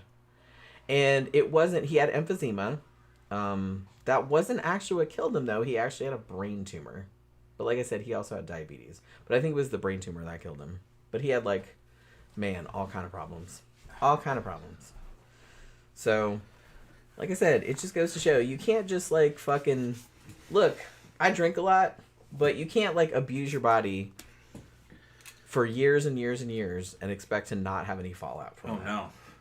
And honestly, I didn't really start drinking until I was in my 30s. I didn't really drink a lot when I was younger. It just wasn't a thing that I did. Now look, when people say abusing your body, they think of drugs and alcohol. You guys don't know. You haven't really looked at the fucking technology. One of the two greatest fucking forms of abuse are living a sedentary lifestyle and having a fucked up diet. Well, yeah, that's a big part of it, That's much worse than drugs or alcohol or anything. I would argue that probably being, like, way overweight is probably way worse than drinking. Sitting around doing nothing and eating shit food. That's the main... That kind of what killed my dad. Even though he wasn't fat. He was wasn't fat. He was skinny. Because I met him. But he just ate bad, had diabetes, and didn't do much. Yeah. Once he was 30, he fucking just kind of sat around and had jobs that were kind of sedentary. Working at the water department, fucking reading dials and shit and watching TV for a living. It's kind of like being a security guard that knows how to read dials and fucking... And then they just come home and sit in the lazy boy. Sit in the lazy boy, yeah, they come home and sit in the lazy boy. And watch TV. Then you go out fishing, go hunting and shit like that. But he wasn't like working out or running or anything or fucking being super active. He just kind of... He became a very lightweight little dude that didn't eat well. Well, a lot of bacon grease. The southern diet. Yeah. A lot of sugar, a lot of bacon grease. Yeah. He cooked everything in bacon grease. Yeah. It's a little thing. That's a big southern very thing. southern thing. Very but southern. every time you cook bacon, and bacon's almost in every fucking meal. Well, yeah. You save the grease, you pour it into a little jar with a lid Yeah, you put it on in a jar. You put it right Okay. there, like next to the stove. Yeah, when you need to fry anything up and everything's fried, you just grab some bacon grease, fry put it some in there, eggs, put it in pour there. some broccoli. Yeah. Oh, Whatever. yeah. Oh, hold on. Put some bacon grease in there like that. French toast. And look. Put some bacon grease in there. And it is Yeah, my mom beautiful. used to do that too. It is beautiful. It is really good. It fucking tastes. They is really good. did that shit for a reason. One, it was free. It's delicious. It was free. Two, it was fucking delicious. It's super not good for you though. You cook anything in bacon It's really grease, delicious. it's fucking great. Yeah. But that's kind of the hell of it, isn't it? Yeah. My grandma used to joke. She was just kind of like, yeah, that's the diet, isn't it? If it tastes good, spit it out. Yeah. Which in a way, that's kind of true. Just don't eat much of it. Yeah, I mean, I've always been of the thing that it's like you can eat whatever you want as long as you don't Yeah. eat it every day or Yeah. like a fuck ton of it. Yeah. And he ate the same menu his whole life. Right. And it was very southern. I remember fucking making pimento cheese sandwiches. Oh my god. That's just where you fucking grate cheddar cheese. Cheddar cheese, yeah. And you put it in a fucking container with a top on it. Usually like a fucking glass container with a top on it. And grated cheese, mayonnaise, stir that up. A little bit of salt and pepper, stir that up. Pimento. And then the pimentos. Those little, and then you take that and you spread that on fucking white bread toast. And eat it as a sandwich. Pimento cheese. Or you just eat it you with can. crackers. I'm not going to. I don't It is delicious. I don't It's really, I delicious. don't like it. I don't really like But it. man, it's just bad for you. I never got into it. And then to be another honest one with he you. would do, he'd always have that. Another one that he would do was fucking Philadelphia cream cheese and black olives. Oh, black olives suck. Yeah, he'd take Philadelphia cream cheese. I love cream cheese though. Chives, a little bit of salt and pepper, and fucking crushed up, seedless black olives. And you whip it, kind of, to make like a cream. Sure. You're making a creamy cheese sandwich spread. Yeah. And you spread it on toast and make a sandwich and eat it. Now It's delicious, but it's bad I for you. used to like some cream cheese and some cucumber slices. Yeah, And yeah. some salt. That's good. And yeah. a bunch of I've pepper. had it. It's great on a bagel. Yeah, like on a bagel or on Bagel, toasted yeah. bread is good Yeah. too. Like on toast. That is also good. And then Fab says black fucking olives, right? black olive and cream Tom cheese. likes them, but I like it's just kind of like because he makes pizza a lot. Put black olives on. Yeah. and I I'm just I like, got more but- cheese. I got. I'm gonna make some. I got some more buffalo mozzarella. Sometimes he'll forget and put black olives on mine. And I gotta pick them all out. cheese. Yeah. I don't like I love black olives. I don't like black olives. I don't really mind other kind of olives. It's not my favorite thing, but I'll eat them. But black olives, I'm just like, I'm not into it. Not into it. You know? I see why people like them, but I don't really like them. I'm not gonna die if I eat them. It's not like a deal breaker or nothing, but I don't know. I feel like I was a pickier eater when I was younger. Now there's just like a couple. There's really no hard nose. There's a couple of hard nose. When I started cooking for her, she told me she didn't like green peas. Yeah, I was always super grossed out by peas for some reason. Peas. And I was like, what? Like, I could eat other things. Like, I could Yeah. eat beans. I could eat green beans. I could shit. But for some reason, peas, like, grossed me the So fuck you know what out. I did? Like, I would just look at them and I'd be like, oh. You know what I did? I had a big old fucking thing of ham. What do you call it when it's cut? Spiral cut. Spiral cut, cut ham. I had about half of one. It had the bone, and I had all the fucking meat. And I looked in there, and I had all the fucking canned peas and some frozen peas. I think it was frozen peas and carrots. And I said, Jen, I'm going to make some split pea soup. Right. With fucking ham. And she's like, I hate split peas. And I says, I'm going to make it anyway. I'm going to make it anyway. I had nutmeg in it and everything.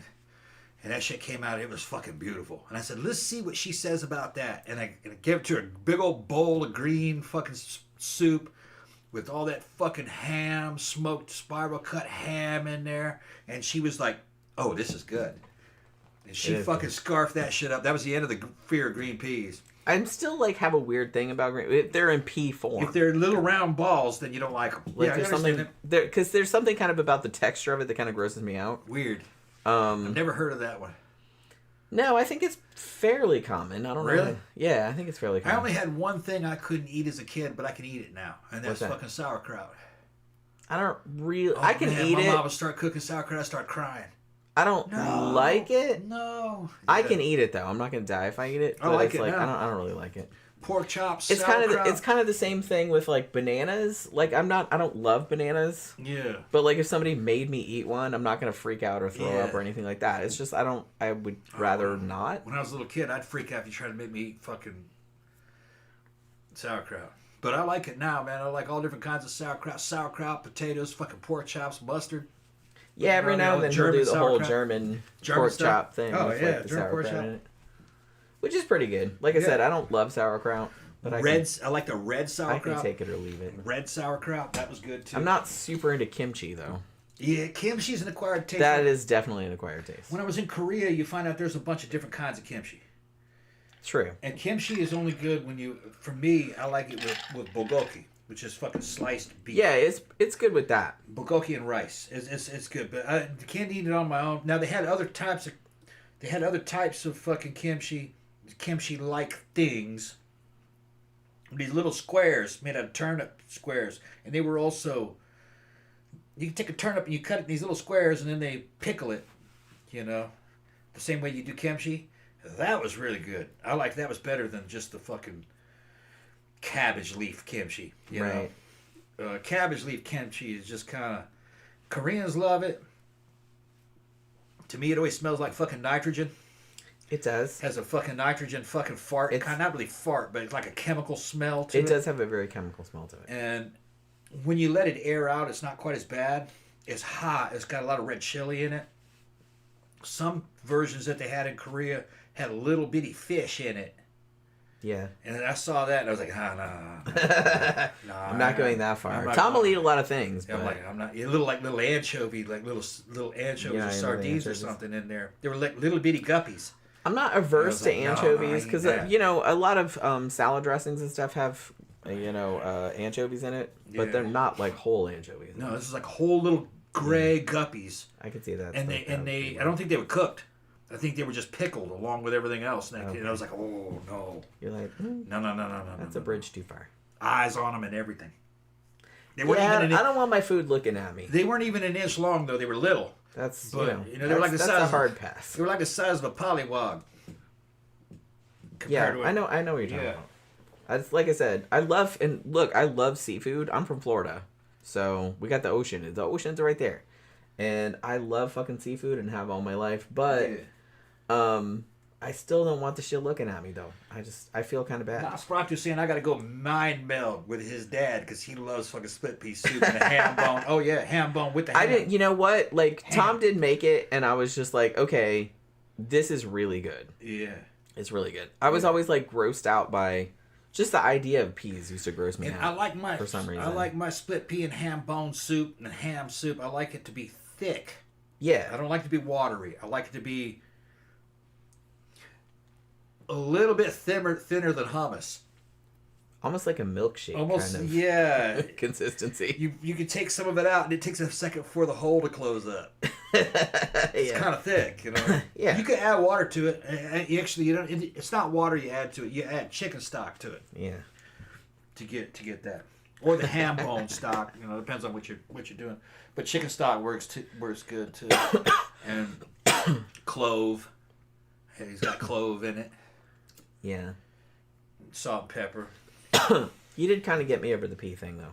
Yeah. Because now It's not the taste of the peas. It was just the circle, the round balls. It was the texture of it that was grossing me out, yeah. I think. Well, the smell of them kind of grossed me out, too. They smell kind of like dirty socks, maybe. They do, a little bit. But you realize that it's not really. It's just kind of how you would think dirty socks might smell. Because you made some Indian dishes, like some vegetarian Indian dishes that were pea forward. Yeah. And I ate those, and I didn't have an issue with it, so...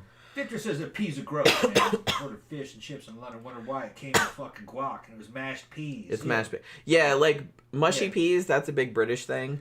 I'm still kind of grossed out by that. Not gonna lie. I don't know. I just find that I was like, what? Like you're giving me baby food or? Yeah. Because that's like we ate that as baby food. You know. Yeah. Mashed peas. That's like a little gross to me. Like just give me fish and chips. I don't need this other bullshit.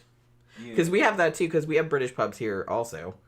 And I went to one in Orlando. And the fish and chips came with mushy peas. And I was adamant to the server that I was like, please, I do not, like, I will pay the full price. Please do not put mushy peas on my shit. What time does the sandwich place close? Midnight. What minute? Okay, it's 11. Yeah. Okay, we can start winding down. We've had a nice long show. I wouldn't mind going out there and go get a sandwich. Want a sandwich? I reckon so. Okay.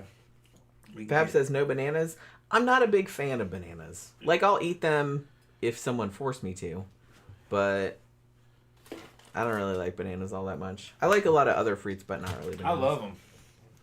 You know? I like fucking And I especially do not like anything that's like fake banana flavor. That like shit makes me laugh. I'll even eat that. Yeah, he loves, like, he has this whole bag of, like, banana Laffy Taffy that he got at the dollar store. Yeah. He keeps them in the fucking nightstand. Yeah. And he'll pull them out and he'll just, like, look at me like, look, I got the banana can. I'm just like, yeah. You just get that because I won't eat it. No. You saw why I get it. It's right there by the register. Well, I know. But I like to think that's the only like flavor they have of that over there for $1. Yeah, for whatever reason. That's like the only one. Discount. That's like discount. Because nobody wants it. That's why, because it's disgusting. Yeah. You like it. I like it, though. I like, I'll make southern nana pudding. We call it nana pudding. Which my grandma used to make that all the time. I never made it. Bananas, vanilla pudding. Nilla wafers. And Nilla wafers. Which are made by Nabisco. Like Nabisco. You can get like the off-brand ones, but Nabisco are like the kind of and you assemble that shit in a bowl. You got to layer it in there. And you got to wait like a day.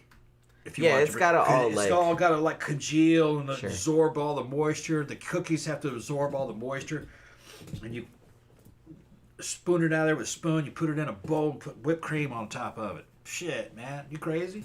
This shit's good, man. It's got fresh bananas in it, vanilla pudding, and Nilla wafers. I mean, I love Nilla wafers. Yeah, and I love whipped cream. Vanilla pudding is pretty good. Might be able to do a different version of that. But bananas are gross. You put vanilla. You put the Nilla wafers, vanilla pudding, and strawberries. That might work. See, that might be much better. You might like it better. I feel like that. I like bananas because that would be like a strawberry shortcake kind of like takeoff. Shortcake, yeah. I kind of feel like that would be delicious. Yeah. But bananas, not so much. Even little mandarin oranges might work. That also might work. Yeah. Actually, that sounds kind of good. Yeah. Maybe we should do that. We could do like a variation. I'm sure somebody's done that at some stage. We can't be the first person to have thought of that.